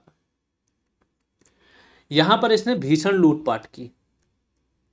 दक्षिण का यही एक राजा था जिसने अलाउद्दीन खिलजी की अधीनता स्वीकार नहीं की, क्योंकि हाथ ही नहीं लगा था। अब इसने बहुत सारी चीज की। अलाउद्दीन खिलजी पहला ऐसा है जिसने नगद में वेतन देना शुरू किया, भारी सेना रखी। तो अब इसको कुछ सुधार करने थे। सबसे पहला सुधार था कि सेना को वेतन कम देता था, तो कम वेतन में भी सेना का गुजारा भत्ता चल जाए, तो इसने बाजार नियंत्रण की नीति अपनाई। बाजार बना दिए, उन पर रेट फिक्स कर दिए और अधिकारी नियुक्त कर दिए, ठीक है। जैसे मंडी है वो गल्ला वगैरह का बाजार बना दिया, कपड़ों का अलग, दासों का अलग, ऐसे बना दिया। तो देखते हैं क्या है कि अलाउद्दीन खिलजी ने बाजार नियंत्रण की नीति क्यों लागू की। इस संदर्भ में बर्नी नामक एक लेखक इतिहासकार हैं, ये उल्लेख करते हैं कि बाजार नियंत्रण नीति सेना की सुविधा के लिए लागू की गई थी, कि दाम कम हो, सेना आसानी से उतने ही पैसे में गुजारा कर पाए। यह नीति दो सिद्धांतों पर आधारित थी। उत्पादन लागत के आधार पर वस्तुओं का मूल्य निर्धारण हो, बाजार में आम जरूरत की वस्तुओं की कोई कमी भी ना हो पाए। ठीक है, तो चार प्रकार के इसने बाजार गठित किए। पहला है मंडी। ये पूछा जाता है मंडी क्या थी। अनाज का बाजार था। सभी प्रकार के अनाजों का मूल्य यहाँ पर नियंत्रित रहता था। और इस बाजार जो मंडी बाजार है, इसके नियंत्रण के लिए इसने क्या, सहना ए मंडी नामक एक अधिकारी की नियुक्ति की थी, एक पद बना दिया था, सहना ए मंडी। तो ये भी पूछा जाता है कि सहना ए मंडी का काम क्या होता था। दूसरा इसने बनाया सराय अदल, यानी कि न्याय का स्थान। एक तरह से सरकारी सहायता प्राप्त बाजार था, जिसमें क्या क्या मिलता था, कपड़े, मेवे, जड़ी बूटियां, घी, चीनी। आगे चलते हैं। तीसरा व्यापार घोड़ों और दासों तथा मवेशियों, अन्य जानवरों का। घोड़े और दास तो बहुत इंपॉर्टेंट थे। दास आपको चाहिए होते थे सेवा के लिए, युद्ध के लिए। घोड़े चाहिए होते थे। अब होता क्या था कि जो घोड़े होते थे ना, तो सपोज करो एक सुल्तान यहाँ पर है, कई सारे अमीर हैं। अब इसने अमीरों को बोल दिया कि तुम जो राजस्व 2 लाख इकट्ठा करते हो, 1 लाख की तुम सेना रखो, घोड़े रखो। तो 1 लाख तो वो अपने नीचे खर्च करेगा, ये दिखा के कि सुल्तान आप ही ने बोला है, और 1 लाख जमा कराएगा। अब ये क्या है, आपस में साठ गांठ करते थे कि सुल्तान जब भी चेक करना हो तो एक ही जगह घोड़े इकट्ठे खरीद लिए। यहाँ पर इनको दिखा दिया, यहाँ पर भी इनको कुछ को आधे भेज दिए, यहाँ पर भी दिखा दिए, यहाँ पर। तो बार बार वही घोड़े या दास दिखा दिए जाते थे। इसलिए इसने फिर एक नई प्रथा शुरू की, दाग, घोड़ों को दागो, और हुलिया, जो सैनिक हैं या दास हैं, इनकी हुलिया प्रथा, कि इनका हुलिया का पूरा एक रजिस्टर बनाओ। और घोड़ों के लिए तो एक उन पर एक निशान दागो, अलग अलग जो है ना, सबके अलग अलग निशान होंगे, तो इससे पता चल जाएगा। तो दाग तथा हुलिया प्रथा किसने शुरू की, बाजार नियंत्रण प्रथा किसने शुरू की, ये सब आ जाएगा आपका अलाउद्दीन खिलजी। तो इससे संबंधित 4 सामान्य नियम क्या थे कि मूल्य निर्धारण करना, और जो दलाल होते हैं उन पर कठोर नियंत्रण। और चौथा जो बाजार था वो था सामान्य बाजार, जिसमें आम जरूरत की वस्तुएं बिकती थी, जैसे सब्जी, मिट्टी के बर्तन, ये सब चीजें। फिर यहाँ पर अलाउद्दीन खिलजी के बाद आखिरी आएंगे, कमजोर शासक रहेंगे 4 साल ही, मुबारक शाह खिलजी। अलाउद्दीन खिलजी की मृत्यु के बाद मलिक काफूर इसका गुलाम रहता है। इसने इसके 6 वर्षीय पुत्र शिहाबुद्दीन उमर को सुल्तान बना दिया, और स्वयं उसका क्या है, प्रतिशासक बन गया। अलाउद्दीन खिलजी की मृत्यु के 35 दिन बाद मलिक काफूर की भी हत्या कर दी जाएगी। जब सुल्तान मर गया तो इनकी भी हत्या करा देंगे अमीर वगैरह। इसके बाद अलाउद्दीन खिलजी का एक अन्य पुत्र, कौन, मुबारक खां, इंपॉर्टेंट है। इसका नाम मुबारक शाह खिलजी भी है और मुबारक खां, इसको प्रतिशासक नियुक्त किया गया। मुबारक खां ने शिहाबुद्दीन उमर को बंदी बना लिया, ठीक है, और हत्या करा दी। स्वयं शासक बन जाएगा। तो अब शासक कौन बन गया, मुबारक शाह खिलजी। और वो जो मैंने क्वेश्चन बोला था कि स्वयं को खलीफा किसने घोषित किया था, तो घोषित करना तो चाह रहा था अलाउद्दीन, इसका बाप, लेकिन वो नहीं कर पाता है। तो इसका पुत्र जो रहेगा मुबारक शाह खिलजी, वो स्वयं को खलीफा घोषित करेगा। इसने अलाउद्दीन के समय के सभी कठोर कानून समाप्त कर दिए। खलीफा की प्रभुसत्ता स्वीकार न करके खुद को ही खलीफा घोषित कर दिया। नाम क्या था, मुबारक शाह खिलजी। आगे चलते हैं, कुछ अन्य तथ्य जानते हैं। जलालुद्दीन खिलजी के समय में पराजित जो मंगोल सैनिक थे ना, दिल्ली में आज भी एरिया है मंगोलपुरी, काफी बड़ा एरिया है, ठीक है। तो जलालुद्दीन खिलजी के समय में ये जो मंगोल सैनिक जो पराजित थे, इन्होंने इस्लाम धर्म स्वीकार कर लिया और ये नव मुस्लिम कहलाए। दिल्ली में जिस क्षेत्र में बस गए उसे मंगोलपुरी के नाम से जाना जाता है, आज भी ये एरिया है। अलाउद्दीन खिलजी अपने सिक्कों पर सिकंदर ए सानी अर्थात द्वितीय सिकंदर की उपाधि अंकित कराई, ये तो पढ़ाया जा चुका है। खिलजी ने रामचंद्र देव को राय रायन की उपाधि दी, ये भी पढ़ाया जा चुका है। अलाउद्दीन खिलजी ने सैन्य सुधार के अंतर्गत नगद वेतन देना, एक क्वेश्चन आता है, नगद वेतन देना किसने शुरू किया। घोड़ों को दागने की प्रथा तथा सैनिकों का हुलिया रखने की प्रथा प्रारंभ की थी, ये भी बताया जा चुका है। और अलाउद्दीन खिलजी के जितने भी दक्षिण के अभियान थे, इनका श्रेय किसे जाता था, मलिक काफूर को। आगे चलते हैं। मुबारक शाह खिलजी दिल्ली का एकमात्र सुल्तान है जिसने खलीफा की उपाधि धारण की थी। यहाँ पर खिलजी वंश आपका समाप्त हो गया। अगला वंश आ गया आपका तुगलक वंश, जो कि सबसे लंबा चलेगा। दिल्ली सल्तनत में सर्वाधिक समय तक शासन करने वाला यह राजवंश था। इस वंश का संस्थापक कौन था? गाजी मलिक गयासुद्दीन तुगलक शाह। गयासुद्दीन तुगलक के बारे में जान लेते हैं। 5 ही साल शासन करेंगे, 1320 से 1325। कृषि के विकास के लिए अगर सर्वप्रथम कोई नहरों की स्थापना कराएगा ना, तो वो यही रहेगा, गयासुद्दीन तुगलक। आगे चल के इसके वंश का तीसरा जो शासक रहेगा ना, फिरोज शाह, वो बहुत ज्यादा नहरें बनवाएगा, फिरोज शाह तुगलक। और फिर वो नहरों पर एक कर भी लगा देता है, हक ए सर्ब। ठीक, तो वो आगे आएगा। दिल्ली का पहला सुल्तान है जिसने नहर का निर्माण कराया। डाक व्यवस्था को श्रेष्ठ और तीव्रगामी बनाया। सुल्तान का, हाँ, इसके साथ जो है ना, निजामुद्दीन औलिया, सूफी संत है निजामुद्दीन औलिया। हजरत निजामुद्दीन जो स्टेशन है उन्हीं के नाम पर है, उन्हीं के आसपास इनकी दरगाह भी है, हजरत निजामुद्दीन के आसपास। ठीक है, काफी बड़े संत थे, आजीवन अविवाहित भी रहे। पहले ऐसे व्यक्ति थे सूफी संत जो आजीवन अविवाहित थे, तो इनसे इनके संबंध बिगड़ गए थे गयासुद्दीन तुगलक के। तो जब ये आता है ना बंगाल विजय से और बोल देता है कि हाँ, अब इनके पास संदेश भिजवा देता है कि निकल जाओ, अब तुम वहां से निकलो, दिल्ली आ रहा हूं मैं। तो ये फिर यहाँ पर बोलते हैं हुनूज दिल्ली दूरस्थ, दिल्ली अभी दूर है। तो ये आ जाता है कई बार क्वेश्चन कि दिल्ली अभी दूर है, किसने बोला था? तो निजामुद्दीन औलिया से संबंध बिगड़ गए। सुल्तान बंगाल विजय से वापस आ रहा था। औलिया के पास संदेश भेजा कि वह उसके दिल्ली पहुंचने से पहले ही दिल्ली छोड़ दें। औलिया ने उत्तर दिया, हुनूज दिल्ली दूरस्थ। आगे चलते हैं। मोहम्मद बिन तुगलक 1325 से 1351। अगर सबसे ज्यादा पढ़ा लिखा, सबसे ज्यादा विद्वान कोई शासक था पूरे सल्तनत काल का, तो ये व्यक्ति है। लेकिन इसकी हर योजना, क्योंकि उस समय के लोग उतने ज्यादा वो नहीं है, हर एक योजना असफल होगी, वापस लेगा, ये नुकसान होगा। तो इसे एक प्रकार से विद्वान और मूर्ख दोनों का संयोजन भी बोला जाता है फिर। ठीक है, मोहम्मद तुगलक दिल्ली के सुल्तानों में सर्वाधिक विद्वान सुल्तान था। सुल्तान के योगियों से अच्छे संबंध थे। जैन आचार्य थे जिन प्रभा सूरी, इनके साथ इसके अच्छे संबंध थे। हिंदुओं के त्योहार होली में ये भाग लेता था, सेकुलर भी था व्यक्ति। आगे चलते हैं। दिल्ली का पहला सुल्तान था जो ख्वाजा मोइनुद्दीन चिश्ती की दरगाह अजमेर में है, इनके दर्शन के लिए गया।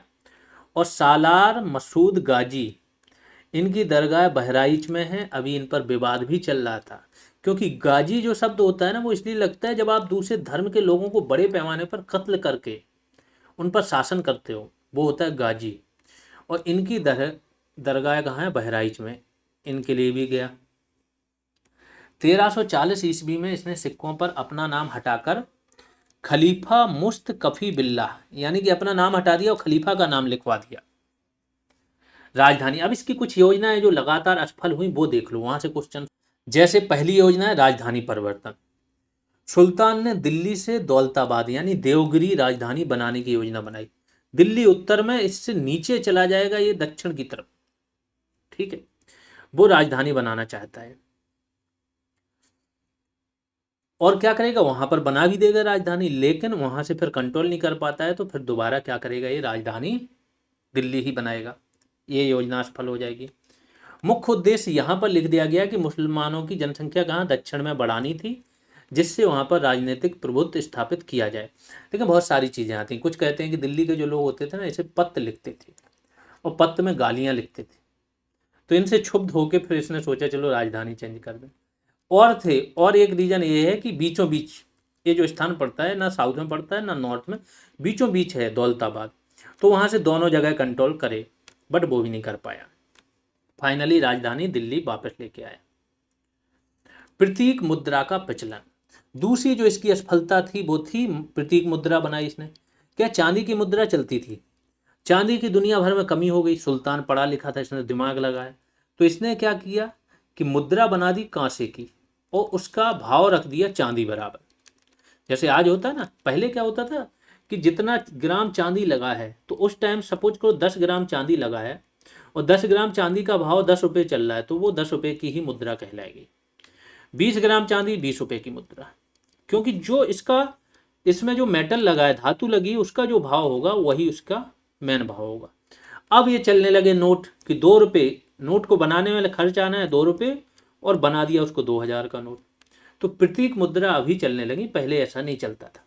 इसने प्रतीक मुद्रा जैसा ही बना दिया कि कांसे की मुद्रा बनाई जिसमें खर्च तो आए 2 रुपये और इसको मूल्य दे दिए 20 रुपये के। अब इसने दिक्कत क्या आई कि ये जो मुद्रा थी ना, इतनी आसानी से बन जाती थी कि लोग, सबके घरों में कांसा था, उन्होंने ढाल ढाल के चांदी का, मतलब कांसे की मुद्रा बना दी और बिक रही वो चांदी के भाव में।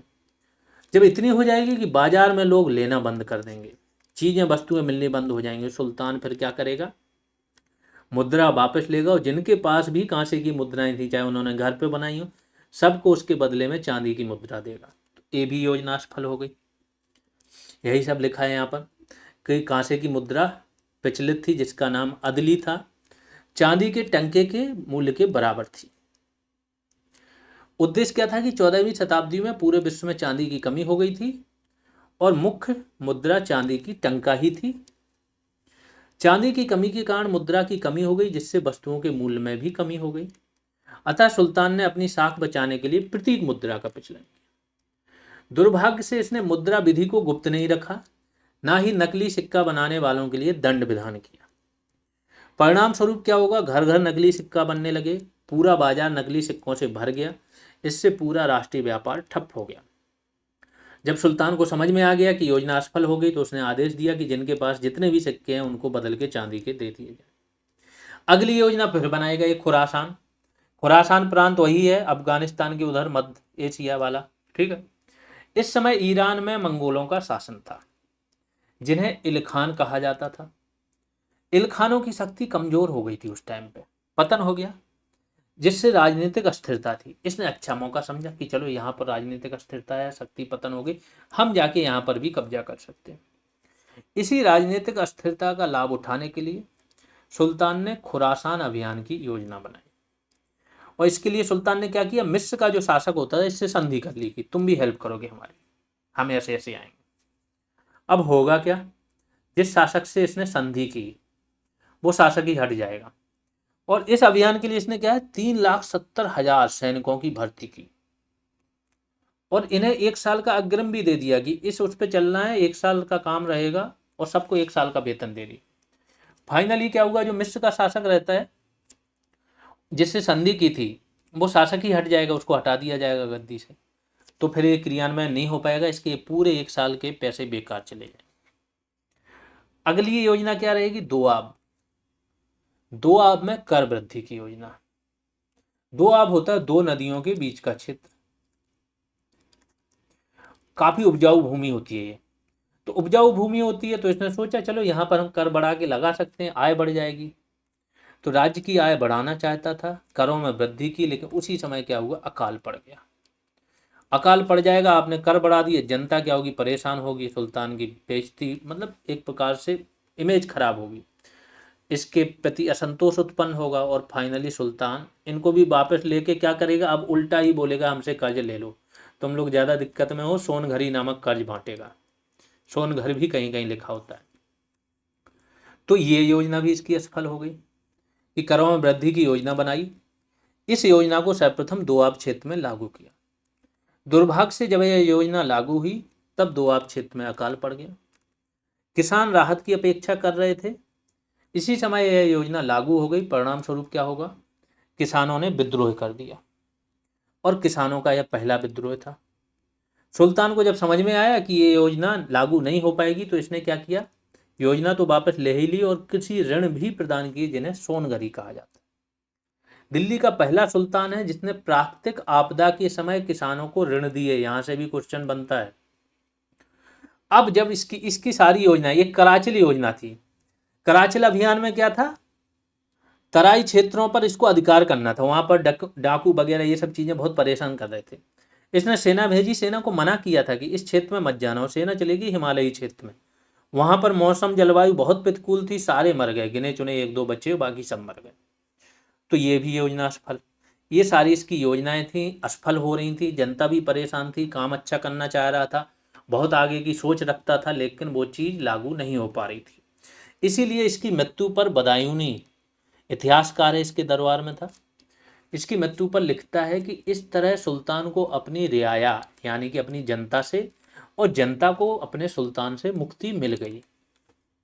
ये भी आपका पूछा जाता है ये वाला स्टेटमेंट। फिर अगले शासक हैं फिरोज शाह तुगलक 1351 से 1388। इसके बारे में एक चीज समझो, इसकी माँ जो थी हिंदू थी। जितने भी शासक रहेंगे, खास तौर से जो हिंदू से मुस्लिम में कन्वर्ट होंगे या जिनके माँ बाप रहेंगे, वो अपने आप को अच्छा मुसलमान दिखाने के लिए और ज़्यादा कट्टरता लागू करेंगे। यही ये व्यक्ति था, बहुत अच्छा व्यक्ति, बहुत सारे काम करा इसने, लेकिन कट्टरता जितने भी तुगलक वंशी हैं उनमें सबसे ज़्यादा यही था, कट्टर।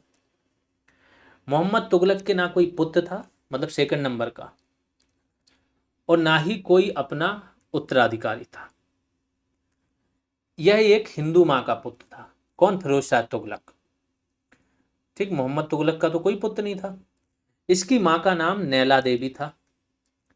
इसने तेलंगाना के एक ब्राह्मण जो इस्लाम धर्म स्वीकार कर लिया था, तेलंगाना का ब्राह्मण था, इस्लाम धर्म में कन्वर्ट हो गया था, उसे इसने क्या किया, अपना वजीर नियुक्त किया और इसे खाने जहां की उपाधि प्रदान की। तो सुल्तान के बाद जो सेकंड नंबर का है वो वजीर होता था। फिरोज तुगलक अपने प्रशासनिक और लोक कल्याणकारी कार्यों के लिए प्रसिद्ध था। कुछ इतिहासकारों ने इसे सल्तनत काल का अकबर कहा। कई शहरों की स्थापना की थी आपकी। फिरोज शाह कोटला की स्थापना की थी इसने, फिरोजाबाद की स्थापना की थी, जौनपुर की इसी ने स्थापना की थी। अब इसका भाई मोहम्मद बिन तुगलक का नाम जौना खां भी था, उसकी याद में ये जौनपुर की स्थापना करेगा। प्रशासनिक एवं लोक कल्याणकारी कार्य देख लेते हैं। ऋणों की समाप्ति। मोहम्मद तुगलक ने जो भी किसानों को ऋण दिए थे सोनघरी, वो सब माफ कर दिए थे, और जो भी उनके ऋण जिन भी पुस्तकों में दर्ज थे, किताबों में, उनको नष्ट करा दिया था। इसने जो सबसे बड़ी गलती की थी ना, जो सरकारी सेवाएं होती थी पहले योग्यता के आधार पर होती थी, यानी बाप अगर उसका सैनिक है तो जरूरी नहीं है उसका बेटा सैनिक ही रहेगा, है ना, उसे भी अपना टेस्ट वगैरह दे के सारी चीज़ें पास करनी होगी तभी जाएगा। इसने ये चीज़ें बंद कर दी।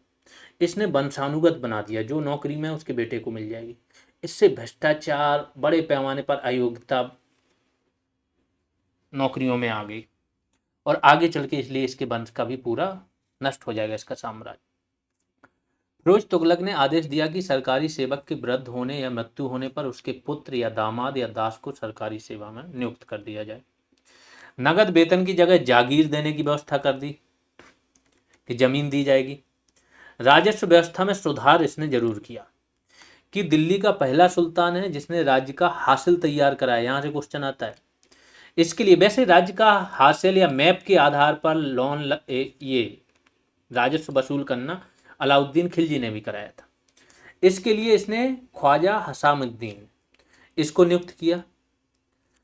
इन्होंने 6 वर्ष कार्य किया और राज्य का, पूरे राज्य का हासिल अगर किसी ने तैयार कराया था तो वो ये था। इसके अनुसार राज्य की वार्षिक आय कितनी थी? 6,75,00,000 टन का ये वाला डेटा पूछा जाता है कि फिरोज शाह तुगलक के समय राज्य की वार्षिक आय कितनी थी। फिरोज शाह तुगलक ने 24 करों को समाप्त कर दिया, ठीक, और उनकी जगह कुछ कर लगाए और उनकी मात्रा, मतलब करों का जो है ना दर ज्यादा कर दी। ऐसे कर जिन्हें शरीयत मान्यता, देखो शरीयत के अनुसार शासन कर रहा है, शरीयत मुस्लिमों का होता है, ठीक है, और 24 कर शरीयत के अनुसार सही नहीं माने, उन्हें नष्ट कर दिया, हटा दिया। और दिल्ली के ब्राह्मणों पर भी, वैसे जजिया कर जो होता था ना, ब्राह्मण लंगड़ों इन पर नहीं लगते थे, वृद्धों पर, लेकिन इसने ब्राह्मणों पर भी जजिया कर लगाया। मुद्रा में सुधार किए। 3 प्रकार की मुद्राओं का प्रचलन किया। एक ससगनी चांदी की मुद्रा थी और टंका के मूल्य के 1/6 थी। दूसरी अध तांबे की मुद्रा थी और जीतल के मूल्य के 1/2 थी। विक, ये पूछा जाता है, कई बार मैचिंग में आया है। तांबे की मुद्रा थी और जीतल के मूल्य की 1/4 थी। नहरों का निर्माण, सर्वाधिक नहरों का निर्माण यही कराएगा। शुरुआत कराई थी गयासुद्दीन ने, लेकिन सर्वाधिक ये कराएगा। सुल्तान ने अनेक नहरों का निर्माण कराया। ये नहरें दिल्ली और हरियाणा के मध्य केंद्रित थीं। जो किसान इन नहरों से सिंचाई करते थे उनसे एक कर लेता था हक ए सर्व या हर्ज ए सर्व, जो उपज का 1/10 होता था। दासों से प्रेम करता था। इनके लिए क्या लगा दिया गया था, दीवान ए बंदगान नामक विभाग ही बना दिया गया था। इसके पास 1,80,000 दास थे। दासों को नियंत्रित करने के लिए दीवान ए बंदगान बनाया।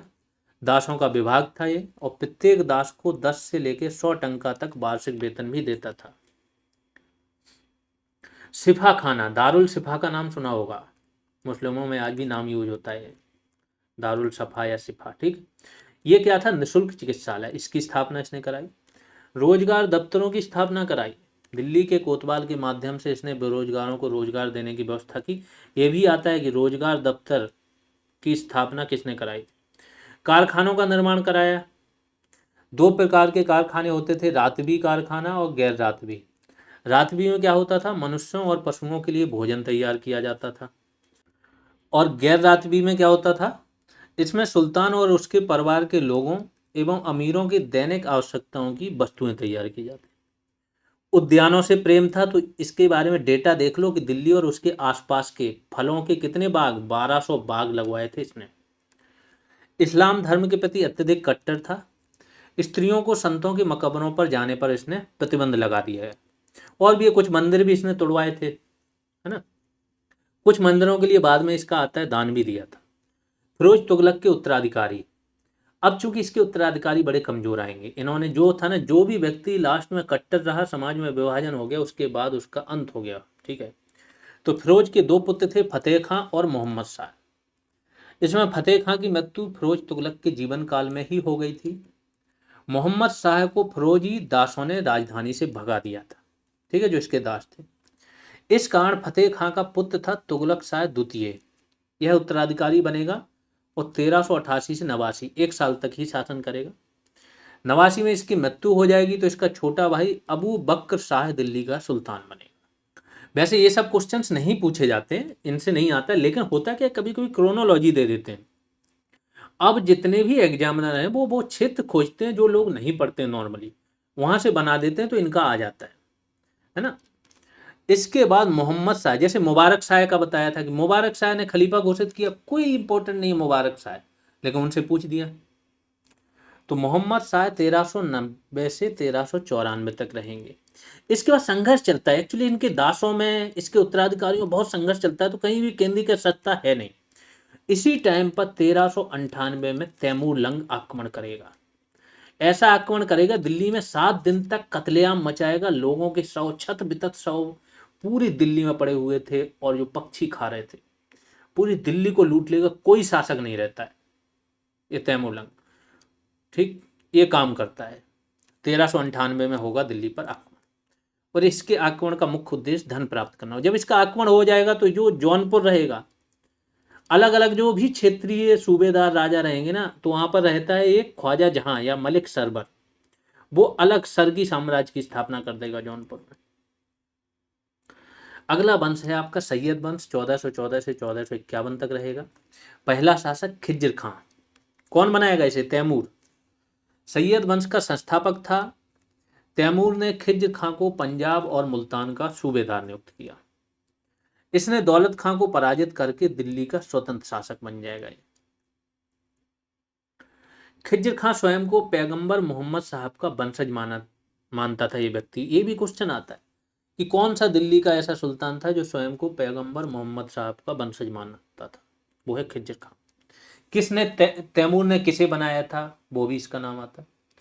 खिज्र खां दिल्ली का स्वतंत्र शासक था, लेकिन वह स्वयं को तैमूरियों, देखो कितना वफादार था, कि तैमूरियों का राज्यपाल मानता था, वो खुद को शासक नहीं मानता था। सुल्तान की उपाधि भी धारण नहीं की थी, ना ही अपने नाम का सिक्का चलाया था। इसने रैयत ए आला की उपाधि के साथ शासन किया। अगले शासक है मुबारक शाह, 1421 से 34 तक। इसने विदेशी प्रभुसत्ता को नकार दिया और सुल्तान की उपाधि धारण कर ले गए, बोले कोई हम तैमूरियों के राज्यपाल नहीं। मालवा के शासक हुसंग शाह थे, और जौनपुर के शासक इब्राहिम शाह सरकी। इन दोनों से इसने अपने दुर्बल राज्य की रक्षा की। सोचो, जौनपुर इसी के अधीन, स्थापना किसने की जौनपुर की, फिरोज शाह तुगलक ने, और आगे चल के इतना प्रबल शासक बन गया, जौनपुर राज्य बन गया कि इनका राज्य उनकी अपेक्षा दुर्बल है, जबकि ये दिल्ली के शासक है। दिल्ली का एकमात्र सुल्तान है जो पिता के जीवन काल में ही सुल्तान बना था। सुल्तान की बात हो रही, बादशाह है कि नहीं। बादशाह तो आपको पता होगा कि शाहजहां को भी कैद में डाल के औरंगजेब बन गया था। आगे मोहम्मद शाह 1434 से 1443। इसके समय में 1440 में मालवा के शासक महमूद शाह खिलजी ने दिल्ली पर आक्रमण किया। 3 दिनों के भीषण युद्ध के बाद दोनों में संधि हो गई और महमूद शाह खिलजी वापस मालवा चला गया। मोहम्मद शाह का इतना ही है। आखिरी है अलाउद्दीन आलम शाह। सैयद वंश का अंतिम शासक था, और सैयद वंश का ये क्रोनोलॉजी पूछी गई है कई बार, आपको ऑर्डर में अरेंज करना होगा कि अलाउद्दीन आलम शाह पहले थे, द्वितीय कौन थे, तृतीय कौन थे, ऐसे, ठीक है। तो यह वंश का अंतिम और सर्वाधिक अयोग्य शासक था। इसका अपने वजीर हमीद खां से झगड़ा हो गया। झगड़ा हो जाएगा तो यही डर के क्या चला जाएगा, बदायूं चला जाएगा, दिल्ली छोड़ के चला जाएगा। और यहां पर आपका लोधी वंश की स्थापना होगी। जो बहलोल लोधी होता है ना, वो आराम से आता है, दिल्ली में कोई रहता ही नहीं, दिल्ली पर सीधी सत्ता गद्दी प्राप्त कर जाता है, ठीक है। लोधी वंश के जो शासक थे ना, ये अफगान थे। अफगानों की साहूखेल शाखा, अभी तक तुर्क हम लोग पढ़ रहे थे, ये अफगान थे। तो अफगानों की साहूखेल शाखा से ये संबंधित थे। 1451 से 1526 तक। पहला रहेगा बहलोल लोधी, 1451 से 1489, सबसे ज्यादा समय तक यही रहेगा। लोधी वंश का संस्थापक था। दिल्ली के सुल्तानों में सर्वाधिक समय तक इसने शासन किया। अफगान अमीरों के साथ समानता का व्यवहार किया, मतलब एक साथ बैठ जाता, नीचे जमीन पे सबके साथ बैठ के बात करता था ये व्यक्ति। क्योंकि इसको सत्ता में बहुत ज्यादा ना बिखराव आ गया था, अमीर एक दूसरे से लड़ रहे थे, एक दूसरे को नीचे गिराने में प्रयास कर रहे थे। ये शासक बना, इसने सारे अमीरों को सम्मान देके बराबरी का पद दे दिया, जिससे सब संगठित हो गए, इसके पीछे लग गए। कभी ऊंचे सिंहासन पर नहीं बैठा, बल्कि यह कालीन पर बैठता था और इसके चारों तरफ इसके अमीर बैठते थे। इसने बहलोली नामक चांदी की मुद्रा प्रचलित की, जो टंका के मूल्य का 1/3 थी। अकबर के समय तक विनिमय का माध्यम बनी रही जो बहलोली मुद्रा। बहलोल लोधी ने जौनपुर का जो शासक था ना, हुसैन शाह सरकी, ये इंपॉर्टेंट है। जौनपुर कब, 1398 के बाद जौनपुर साम्राज्य अस्तित्व में अच्छे से आ गया, सरकी साम्राज्य। और हुसैन शाह सरकी को अब ये पराजित कर देगा 1484 के आसपास, ठीक। जौनपुर दिल्ली में मिला लेगा। सिकंदर लोधी आगरा की स्थापना करेगा, ये 1504 में, ध्यान रखना। 1489 से 1517 तक। हिंदू माँ का ये भी पुत्र रहता है, और माँ का नाम क्या था, जयवंत। नाम बाद में बदल भी दिया जाता था। 1504 में आगरा नगर की स्थापना करेगा और उसे अपनी राजधानी बनाएगा। गज ए सिकंदरी नामक एक प्रमाणिक नाप की इकाई का प्रचलन किया। गज ए सिकंदरी बहुत प्रमाणिक थी, आज भी चलती है कई जगह। बिस्वा जैसे चलता है ना, बीघा बिस्वा, ऐसी गज ए सिकंदरी थी। इसने गरीबों और असहायकों को भत्ते देने की व्यवस्था की। जब यह अपने कपड़े और बिस्तर बदलता था तो उसे बेच देता था, उससे अनाथ कन्याओं का विवाह करता था। कवि था, इंपॉर्टेंट है, और गुलरुखी उपनाम से ये कविताएं लिखा करता था सिकंदर लोधी। अगला है आपका इब्राहिम लोधी, आखिरी है ये सल्तनत काल का, 1517 से 1526। दिल्ली सल्तनत और लोधी वंश का अंतिम शासक था। गद्दी पर बैठते ही ग्वालियर अभियान करेगा, और यहां का शासक ग्वालियर का कौन, विक्रमजीत, इसे पराजित कर लेगा। इस विजय से उत्साहित होगा और मेवाड़ का अभियान करने चला जाएगा। मेवाड़ वही राणा सांगा वाला, राणा सांगा के बाद अगर चले जाओ तो महाराणा प्रताप वाला, आगे आएंगे। लेकिन यहाँ के शासक राणा सांगा से ये पराजित हो जाएगा। 1525 में बाबर पंजाब को जीतकर आगे बढ़ा। अब देखो सिस्टम क्या बन गया, बाबर पंजाब को जीत के आगे बढ़ रहा है दिल्ली की तरफ, और ये व्यक्ति राणा सांगा से युद्ध कर चुका है, तो राणा सांगा, इससे दुश्मनी हो गई राणा सांगा से। राणा सांगा और पंजाब का सूबेदार रहता है दौलत खां। वो इनवाइट करते हैं बाबर को कि आओ इस पर अटैक करो, ये दिल्ली पे जो बैठा है। तो आते हैं, उधर से वो आ रहा होता है पंजाब से, इधर से ये, और पानीपत का जो मैदान होता है वहां पर मैदान में दोनों की सेनाएं मिलती हैं और भीषण युद्ध होता है। ये क्वेश्चन यूपीएससी मेंस में पूछा गया है कि पानीपत के मैदान में ही क्यों इतनी साम्राज्य को अदल बदल करने वाली लड़ाइयाँ हुई हैं। ठीक है, तो 21 अप्रैल 1526 को पानीपत के मैदान में बाबर और इब्राहिम लोदी इसके बीच युद्ध होगा। इस युद्ध में इब्राहिम लोदी मारा जाएगा। रणभूमि में मारा जाने वाला पहला ऐसा सुल्तान रहेगा दिल्ली सल्तनत का। पानीपत के प्रथम युद्ध का परिणाम यह रहा कि भारत में लोदी वंश, इनके स्थान पर किसकी स्थापना हुई? मुगल वंश की। और यह एकमात्र सुल्तान है जो युद्ध भूमि में मारा गया। सल्तनत कालीन अब प्रशासन देख लेते हैं। नाम होते हैं बहुत सारे, इसको क्या बोला जाता है, कौन क्या देखता है, सद्दुर सुदूर क्या देखता है ना, मुस्तौफी ममालिक, ये सब चीजें देख लो, यहाँ से क्वेश्चन बनते हैं। प्रशासन का जितने भी होंगे ना, ये शासक केंद्रीय शासन रहेगा। केंद्रीय प्रशासन का बिंदु राजधानी रहती है, शासक सर्वोच्च होता है, न्याय विभाग का भी वही सर्वोच्च होता है। ऐबक के समय में लाहौर थी, इल्तुतमिश से लेकर बहलोल लोदी तक दिल्ली राजधानी थी। सिकंदर लोदी और इब्राहिम लोदी के समय में राजधानी क्या है? आगरा बन गई थी, क्योंकि सिकंदर लोदी ने आगरा की स्थापना कर दी थी 1504। सुल्तान केंद्रीय प्रशासन का केंद्र बिंदु होता था। इसके पद को दैवीय प्रकृति का घोषित कर दिया गया कि देवताओं ने यह पद बनाया तो कोई भी व्यक्ति विद्रोह ना करे। अब कुछ पदाधिकारी होते थे जैसे नायब ए मुमालिकात, बहुत इंपॉर्टेंट है। नायब मतलब सुल्तान के बाद सेकंड ऐसा पद बनाया, जैसे आज राष्ट्रपति हेड होता है, राष्ट्रपति को क्या बोला जाता है कि हेड है कार्यपालिका का, उसको सुझाव देने के लिए कौन रहेगा? प्रधानमंत्री। तो वास्तविकता में पीएम हेड होता है ना, वही शासन करते हैं, राष्ट्रपति साइन करते हैं। ऐसे ही यहाँ पे नायब मुमालिका सुल्तान को सलाह देने के लिए होता था। सुल्तान के बाद राज्य का प्रमुख पदाधिकारी था। इस पद का सृजन किसके? बहराम शाह के काल में हुआ था। ये तो अयोग्य था बहराम शाह, एतगीन ने ही रजिया वगैरह को मरवाया था, तो एतगीन ने ही नायब मुमालिकात पद का सृजन करा दिया गया, जो यही काम करता था जैसे पीएम का था। इसका कार्य सुल्तान की अनुपस्थिति में सुल्तान के सभी कार्यों को संपन्न करना था। इस पद का महत्व सुल्तान विशेष की स्थिति पर निर्भर करता था। जैसे आगे सुल्तान बलबन जैसा आदमी आएगा, इनको मार के भगा देगा, कोई नायब आयब नहीं थे उसके समय में। फिर वजीर, इसके कार्यालय को दीवाने बिजारत के नाम से जाना जाता था। वजीर जो था, तुगलक काल बिजारत की संस्था का चरमोत्कर्ष था। इसके कार्यालय में 2 वरिष्ठ अधिकारी होते थे, बहुत इंपॉर्टेंट है, यहाँ से कई बार क्वेश्चन आया। मुशर्रिफ लिखा होता है कहीं पर मुशर्रिफ ए मुमालिक भी लिखा होता है, इसमें कंफ्यूज नहीं होना। और कहीं पर मुस्तौफी लिखा होता है, कहीं पर मुस्तौफी ए मुमालिक लिखा होता है। ये क्या होता है? मुशर्रिफ होता है महालेखाकार और मुस्तौफी क्या होता है? महालेखा परीक्षक। महालेखाकार का काम क्या है? पहले से ही एंट्री दर्ज करना, और परीक्षक जब बाद में सारा पैसा खर्च हो जाए तब परीक्षण करता है। जैसे कैग है आज की डेट में, कैग क्या? हमारा महालेखा परीक्षक। फिर एक विभाग होता था दीवान ए आरिज, कहीं पर अर्ज भी लिखा होता है, दीवान ए अर्ज। ठीक, सैन्य विभाग होता था ये। इस विभाग के प्रमुख अधिकारी को आरिज ए मुमालिक या आरिज मुमालिक के नाम से जाना जाता था। इस विभाग की स्थापना किसने की थी? बलबन ने।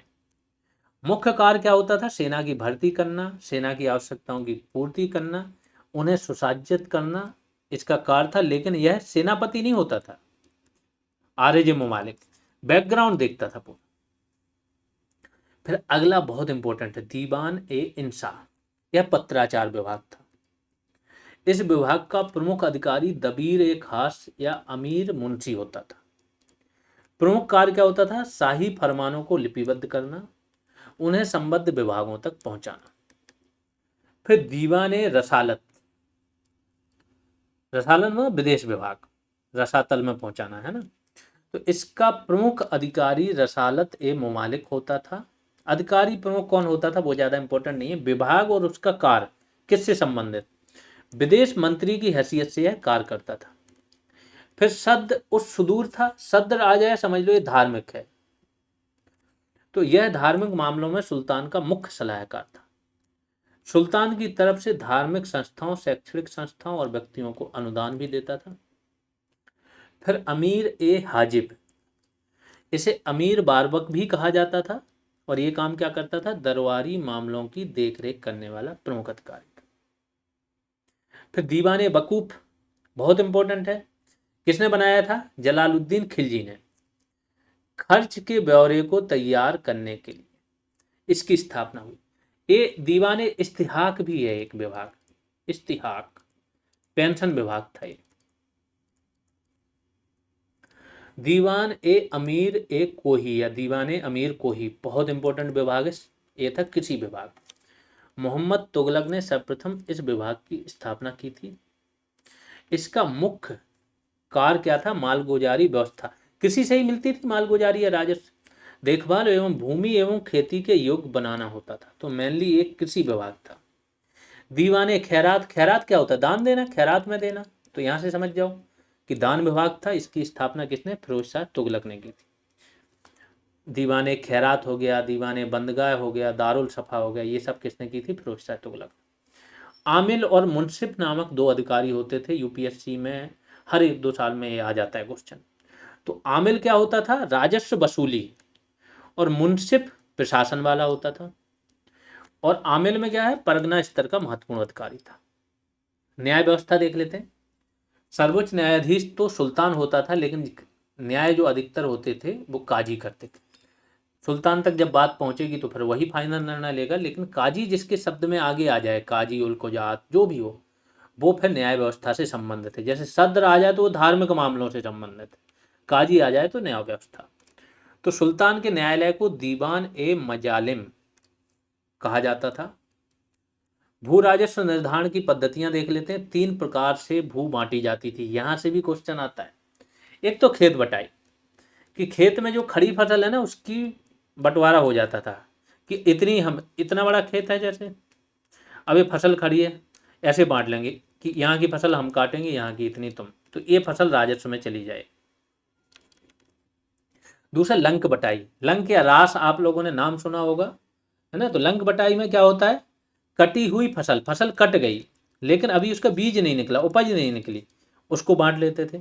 और थर्ड होता है रास, जो बीज उपज हो गई उसको बांटना। पद्धति होती थी मसाहत पद्धति, खिलजी के समय में थी। 2 पद्धति थी, एक जब्ती पद्धति थी, जब्ती या कबूलियत, ये थी शेरशाह सूरी के संबंध में, ठीक है, शेरशाह सूरी के काल में। और दूसरी थी मसाहत ए अलाउद्दीन खिलजी। इन दोनों से क्वेश्चन आते हैं, लिख लेना। इसके अंतर्गत क्या होता था? मसाहत के अंतर्गत कृषि योग्य भूमि की पैमाइश, मतलब उनकी माप की गई थी। प्रति बिस्वा उपज का निर्धारण करके उपज का आधा ले जाता था खिलजी। राजस्व, सबसे ज्यादा राजस्व अगर किसी के समय में था तो अलाउद्दीन खिलजी के समय, क्योंकि सेना बहुत बड़ी रखी हुई थी इसने। एक पद्धति आती है मुक्ताई पद्धति, सुल्तान द्वारा जमींदारों पर कर निर्धारित कर दिया जाता था। इसके बाद जमींदार किसानों पर कर निर्धारित कर देते थे। सल्तनत काल में सर्वाधिक लोकप्रिय पद्धति कौन सी थी? बटाई पद्धति, वही रास बटाई, लंक बटाई। फिर सल्तनत कालीन प्रमुख कर देख लेते हैं पूरे सल्तनत काल में, यहां से भी क्वेश्चन आता है। खराज या खिराज किसे बोला जाता था? गैर मुसलमानों से लिया जाने वाला भूमि कर था ये, ठीक है। सामान्य उपज का 1/3 लिया जाता था, लेकिन खिलजी के समय में 1/2 हो गया था, गैर मुसलमानों का है। उत्सर, यह मुसलमानों से लिया जाने वाला भूमि कर था। देखो कितना अंतर था, गैर मुसलमानों से आप 1/2 ले रहे हो, इनसे 1/5 से 1/10 ले रहे हो, ये चीजें चल रही थी। खुम्स, सैन्य जो होती थी, सेना ना वो लूटती थी, जो भी सेना आक्रमण करके लूट के लेके आती थी वो माल बटता था, उसे बोला जाता है खुम्स। तो सैन्य अभियानों के समय लूटे गए धन में राज्य का हिस्सा होता था। शरीयत के अनुसार तो ये होना चाहिए था राज्य का 1/5, और जिन्होंने काम किया सैनिकों ने उनका 4/5। अलाउद्दीन खिलजी ने उल्टा कर दिया, इन्होंने बोला कि राज्य का होगा 4/5 और सैनिकों का होगा 1/5। मोहम्मद बिन तुगलक ने भी सेम किया था। जजिया कर, ये भी गैर मुस्लिमों से लिया जाता था, गैर मुसलमानों से लिया जाने वाला व्यक्ति कर था। इसे मुंड कर भी कहा जाता था। स्त्री, बच्चे, वृद्ध, अपंग और ब्राह्मण, यह जजिया कर से मुक्त होते थे, लेकिन जैसा मैंने बोला फिरोज शाह तुगलक ने ब्राह्मणों पर भी जजिया लगाया था। जो जजिया कर देता था उसे जिम्मी कहा जाता था। भारत में सर्वप्रथम मोहम्मद बिन कासिम ने जजिया कर लगाया था। सिंध के हिंदुओं से वसूला था इसने। अगला जकात। यह मुसलमानों से लिया जाने वाला धार्मिक कर था। जकात, जैसे जजिया हो गया हिंदुओं से, वैसे ही जकात क्या हो गया, मुसलमानों से। अंतर ये हो जाता था कि देखो, धनी मुसलमानों, एक तो धनी मुसलमानों से लिया जाता था और उनकी आय का केवल 2.5%। फिर हके सर्व या हरवे सर्व सिंचाई कर था 1/10। चरी कर और घरी कर दो लिए जाते थे। अगर जानवर रख रहे हो, चारा वगैरह, उसका चरी कर। घरी कर, घर बनवा रहे हो अगर, तो ये। और दोनों किसने, अलाउद्दीन खिलजी ने वसूल किए थे। तरकात एक था कि लावारिस अगर संपत्ति है तो इसकी जब्ती से जो आय होती थी उसे बोला जाता था तरकात। जितने भी क्वेश्चन पूछे जाएंगे इससे बाहर नहीं जाएगा, आराम से पढ़ लेना, समझ लेना क्या है। फिर सल्तनत कालीन स्थापत्य कला, आखिरी पोर्शन की ओर बढ़ रहे हैं। स्थापत्य कला मैंने बता दिया। कोई भी इमारत अगर बनी होगी तो वो स्थापत्य कला में आती है, चाहे वो मदरसा हो, चाहे आपका किला हो, मस्जिद हो, ठीक है, मीनार हो, जो भी हो, वो सब आपका क्या आ जाएगा, स्थापत्य कला। इस्लाम धर्म में क्या है ना, किसी जीव जंतुओं के चित्र बनाने पर प्रतिबंध था। तो ये लोग क्या कराते थे, जीव जंतु नहीं बनाते थे, ये क्या बनाते थे, फिर फूल पत्तियां, ज्यामितीय आकृतियां ऐसे करके, ठीक है, ये सब। तो फूल पत्तियां और ज्यामितीय चित्र एवं कुरान की आयतों को पत्थरों पर ये लोग खोद देते थे। इस पर नक्काशी की जाती थी। और अलंकरण की ये पूरी विधि, जिसमें चाहे ज्यामिति हो, चाहे आपकी फूल पत्तियां हो, इसको कहा जाता था अरबेस्क विधि। एक आगे चल के मुगल काल में आएगी पित्रादूरा, उसी टाइम में पढ़ना, थोड़ा बता रहा। उसमें क्या होता था कि जो कीमती पत्थर है ना वो भी जड़े जाते थे, रत्न वगैरह, तो वो पित्रादूरा हो जाती थी। भारत का प्रथम मकबरा जो शुद्ध इस्लामी शैली में निर्मित हुआ, वो क्या था, बलबन का मकबरा। इंपॉर्टेंट है। बलबन ने महरौली क्षेत्र में ही शुरुआत के सारे जितने तुर्क हैं उनके तो सबके ही हुई हैं। खिलजी का है आपका, है ना। इसके बाद आपका कुब्बतुल इस्लाम मस्जिद है, कुतुब मीनार वहीं पर है आपकी, अलाई दरवाज़ा वहीं पर है। खिलजी एक मीनार बनवा रहा था जो कुतुब मीनार से, उसका उद्देश्य था कि डबल बनवाएगा। तो अभी भी 15-20 मीटर की वो मीनार है, खंडहर वाली खड़ी हुई है ना। तो इसका निर्माण लाल पत्थर से कराया। शासक देख लेते हैं, स्थापत्य कला। कुतुबुद्दीन ऐबक, इसने 27 जैन और हिंदू मंदिरों को तुड़वाकर कुब्बत उल इस्लाम मस्जिद बनवाई थी, कुतुब मीनार के जस्ट बगल में बनी थी। कुतुब मीनार बनवाई थी। कुतुब मीनार में क्या था, पहली मंजिल ऐबक ने बनवाई थी, फर्स्ट मंजिल। फिर 2, 3 और 4 मंजिलें किसने बनवाई थी, इल्तुतमिश ने।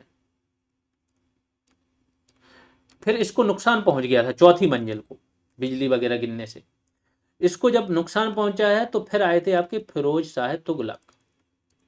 उसने चौथी मंजिल की मरम्मत कराई थी और 5वीं मंजिल उसने बनवाई थी। तो टोटल 5 मंजिलें किसने क्या बनवाई बता दी। 2.5 दिन का झोपड़ा बताया था, संस्कृत पाठशाला को तोड़वा के 2.5 दिन का झोपड़ा बनवाया था ऐबक ने ही। फिर इल्तुतमिश आए, इनके पुत्र नासिरुद्दीन महमूद की मौत हो गई, तो उनकी उसमें पहला अगर कोई मकबरा है इंडिया में तो पहला मकबरा बना था इसी का, सुल्तानगढ़ी का मकबरा। गंधक की बावली बनवाई थी, हौज सुल्तानी बनवाई। बलबन ने अपना खुद का मकबरा बनवाया था, जो पहला इस्लामी, शुद्ध इस्लामी शैली में बना मकबरा बलबन का है, ठीक है। ये वाला पहला मकबरा है लेकिन शुद्ध इस्लामी शैली में नहीं था। अलाउद्दीन खिलजी आएंगे, जमात खाना मस्जिद बनवाएंगे। अलाई दरवाजा कुतुब मीनार परिसर में ही बड़ा सा दरवाजा है, मार्बल लगा हुआ है, सफेद संगमरमर लगा हुआ है। अलाई मीनार जो मैं बता रहा हूँ उसी में कुतुब मीनार परिसर में एक मीनार बनवा रहा था जिसका व्यास कुतुब मीनार से डबल था और इसका उद्देश्य था उससे डबल, लेकिन मृत्यु हो गई तो अपूर्ण है। सीरी फोर्ट इसने बनवाया। 1000 सितूनों का महल दिल्ली में है, ये पूछा जा चुका है। सीरी फोर्ट की स्थापना क्यों करवाई थी, मंगोलों से रक्षा के लिए। फिर गयासुद्दीन तुगलक आएंगे, तुगलकाबाद का किला बनवाएंगे और 56 कोट बनवाएंगे। मोहम्मद बिन तुगलक जहां अपना नगर बसाएंगे, दिल्ली है ये 6, दिल्ली टोटल 7 भागों में है, ठीक है। तो तुगलकाबाद भी एक दिल्ली का भाग है। इसके बाद जहां अपना नगैब भी एक दिल्ली का भाग है। निजामुद्दीन औलिया का मकबरा है। फिर फिरोज शाह तुगलक, इसने फिरोज शाह कोटला और खाने जहां तेलंगानी का मकबरा बनवाया। फिरोज शाह तुगलक ने एक्चुअली और भी बहुत सारी चीज़ें बनवाई थी, जैसे मैंने बताया ना, फिरोज शाह कोटला एक दिल्ली का भाग है, उसे भी बसाया, फिरोजाबाद, ऐसे करके 300 नगर बसाए थे इसने। जौनपुर की स्थापना की थी इसने, ठीक है। और खाने जहां तेलंगानी का मकबरा बनाया। सिकंदर लोदी ने मौट की मस्जिद और आगरा शहर बसाया। अब कुछ और डिटेल में जान लेते हैं। ये मैंने बता दिया, कुब्बत उल इस्लाम मस्जिद 27 हिंदू जैन मंदिरों को तोड़ के बनाई गई थी। किसने बनाई, कहाँ बनाई? 2.5 दिन का झोपड़ा आपका अजमेर में है, संस्कृत पाठशाला या विद्यालय को तोड़ के बनाया। कुतुब मीनार की पहली मंजिल का ऐबक ने, और बाकी मंजिल मैंने बताई दी। सीरी का किला मंगोलों से दिल्ली की रक्षा हेतु बनाया था इन्होंने, अलाउद्दीन खिलजी ने। अलाई दरवाजा बता दिया, खिलजी ने बनवाया था। जमात खाना मस्जिद अलाउद्दीन खिलजी के समय में खिज्र खाने बनवाई थी, और सल्तनत काल की पहली इमारत जो शुद्ध इस्लामी शैली में निर्मित है। फिर 56 कोट गयासुद्दीन तुगलक का महल था, सुनहरी ईंटों से बना था। गयासुद्दीन तुगलक का खुद का मकबरा। सिकंदर लोदी का मकबरा, इसके बारे में फैक्ट क्या है कि भारत का पहला मकबरा है जिसमें दोहरे गुंबद का निर्माण किया गया है। यहां से क्वेश्चन पूछा जाता है। अब इनके समय में एक कवि थे अमीर खुसरो, जिसने 7 सुल्तानों का काल देखा था। इनसे क्वेश्चन बनता है। अमीर खुसरो को तोताए हिंद या तूतीए हिंद बोला जाता है। बहुत इस व्यक्ति ने खड़ी बोली का, उर्दू का विकास इसी व्यक्ति से हुआ है ना, सितार का विकास, आगे बहुत सारी चीजें इस व्यक्ति ने, तबला का, है ना, बहुत सारी चीजें इसने की हैं संगीत के क्षेत्र में, नज़में लिखी, पुस्तकें लिखी। तो ये व्यक्ति सितार का एक बार देख लेना। तो अमीर खुसरो को तोताए हिंद या तूतीए हिंद उपाधि प्रदान की गई। फारसी कविता का इन्होंने भारतीकरण किया। फारसी को एक नवीन शैली, चूंकि ये सब लोग कहाँ से आए थे, फारस मतलब ईरान, तो फारसी बोलते थे, अरबी बोलते थे, अरब से आए थे तो अरबी फारसी बोलते थे। तो इन सब का इसने भारतीकरण किया और फारसी की एक नवीन शैली प्रारंभ की, जिसे सबक ए हिंदी या भारत की शैली कहा गया। इसकी कुछ बुकें देख लो, तुगलकनामा, खजाइन उल फुतूह, अफजल उल फवायद, किरान उस सादैन, देवल लानी खिजखां आशिका, ये सब है। फुतू उस सलातीन भी एक इसकी बुक है। खजाइन उल फुतू में क्या करेगा, अमीर खुसरो ने अलाउद्दीन की विजयों का वर्णन किया है। मोहम्मद बिन तुगलक ने जैन विद्वान जो हैं राजशेखर, इनको संरक्षण प्रदान किया। तारीख फिरोजशाही और फतवा ये जहांदारी, ये पूछा जाता है, बहुत इंपॉर्टेंट है। तारीख फिरोजशाही और फतवा ये जहांदारी, इसके लेखक कौन है, जियाउद्दीन बर्नी। और तारीख फिरोजशाही 2 लेखकों ने एक्चुअली लिखी है, एक जियाउद्दीन बर्नी और दूसरे शम्स ए सिराज अफीक। इनका भी नाम आ जाता है, दोनों एक साथ कभी नहीं आते, तो इन्होंने भी साथ में लिखी है। आगे चल के अगला पार्ट इन्होंने ही लिखा इसका। दीवान ए चाच के रचयिता कौन थे, बद्र चाच। और फिरोज शाह तुगलक के समय में बर्नी भी थे और शम्स ए सिराज अफीक, इन दोनों को इन्होंने संरक्षण दिया था फिरोज शाह ने। इब्ने बतूता बहुत इंपॉर्टेंट करेक्टर है, मोरक्को का था व्यक्ति, इंडिया आया था। मोहम्मद बिन तुगलक, विद्वान और मूर्ख दोनों बोला जाता है उसे।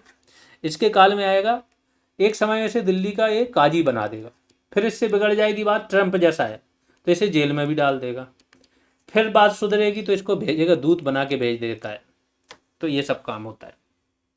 1333 के आसपास आया था ये, देख लेना। मोरक्को के टांजियर का निवासी था। 14वीं सदी में मोहम्मद बिन तुगलक के समय भारत आया था। 8 वर्षों तक मोहम्मद बिन तुगलक के दरबार में जीवन व्यतीत किया। अरबी में इसने एक पुस्तक लिखी है, रेहला। इस ग्रंथ से उस समय का जो सामाजिक जीवन है, आर्थिक है, सांस्कृतिक है, इसके बारे में जानकारी मिलती है। इल्तुतमिश के दरबार में मिनहाज उस सिराज ये थे और मलिक ताजुद्दीन जैसे विद्वान रहते थे। इंपॉर्टेंट है, इन्होंने तबकाते नाशी लिखी है और बिहार में तो बहुत, बीपीएससी में तो तबकाते नाशी उनकी फेवरेट पुस्तक है। मिनहाज उस सिराज ने इल्तुतमिश के वंशज नासिरुद्दीन महमूद को समर्पित पुस्तक क्या लिखी है, तबकाते नासिरी, इसकी रचना की। अलाउद्दीन खिलजी ने अमीर खुसरो तथा अमीर हसन देहलवी इन दोनों को संरक्षण दिया। तो अलाउद्दीन खिलजी के समय जो फेमस कैरेक्टर हैं, अमीर खुसरो हो गए, मलिक काफूर हो गए और अमीर हसन देहलवी। अमीर खुसरो सर्वप्रथम सल्तनत कालीन शासक अलाउद्दीन खिलजी का दरबारी कवि बना। आ तो गया था बलबन के काल में, लेकिन दरबारी कवि किसका बना? खिलजी का। तारीख फिरोज शाही किसकी कृति है? जियाउद्दीन बर्नी की। फिरोज शाह तुगलक की आत्मकथा क्या है? खुद लिखी है उसने, फुतूहात ए फिरोज शाही। सारी बुकें लिख रहा हूं, बार बार पूछी गई, यहीं से क्वेश्चन बनते हैं। ईसामी ने कौन सी बुक लिखी है? फुतू उस सलातीन। याह्या बिन अहमद बिन अब्दुल्ला सरहिंदी, इनको याह्या बिन सरहिंदी भी बोला जाता है, इन्होंने पुस्तक लिखी है मुबारक शाह पर, तारीख ए मुबारक शाही। मोहम्मद बिन तुगलक के शासनकाल में जिया नक्शबी ने, अब ये सारी एक साथ याद ना हो मत करो, 2-4 याद कर लिया करो एक बार में, ठीक है। जिया नक्शबी ने तूतीनामा की रचना की। संस्कृत कहानियों का ये फारसी में अनुवाद है। फिरोज शाह तुगलक ने इसके शासनकाल में भारतीय शास्त्रीय संगीत साहित्य में अनुवाद कराया गया, ठीक है। जो भारतीय शास्त्रीय संगीत था इसका अनुवाद कराया गया किसके काल में? फिरोज शाह तुगलक के काल। और किस में अनुवाद कराया जाएगा? अरबी में, अरबी फारसी में। सिकंदर लोदी के शासनकाल में संगीत से संबंधित रचना क्या थी? लज्जत ए सिकंदरी। यहाँ पर आपकी आज की क्लास समाप्त होती है। अगर आपको क्लासेज हेल्पफुल लग रही हैं तो किसी को भी पेट आपके उसमें देना है, बिल्कुल उसके साथ चीज़ें शेयर करते रहो। आप लोगों को पता होगा कि टेलीग्राम ग्रुप बन चुका है। जो लोग भी टेलीग्राम पर ज्वाइन नहीं है उन्हें क्या फॉलो करना है कि आप एप्लीकेशन पर जाओ, एप्लीकेशन पर चैट करके एक सेक्शन होगा सबसे नीचे, चैट पर क्लिक करोगे तो एक ग्रुप मिलेगा वहाँ पर पेट नाम से। उस ग्रुप में प्रोसेस भी बताया गया और लिंक भी दी गई है टेलीग्राम ग्रुप की, लेकिन पहले वो प्रोसेस पूरा फॉलो करना तभी जोड़ा जाएगा। अभी के लिए इतना ही, धन्यवाद।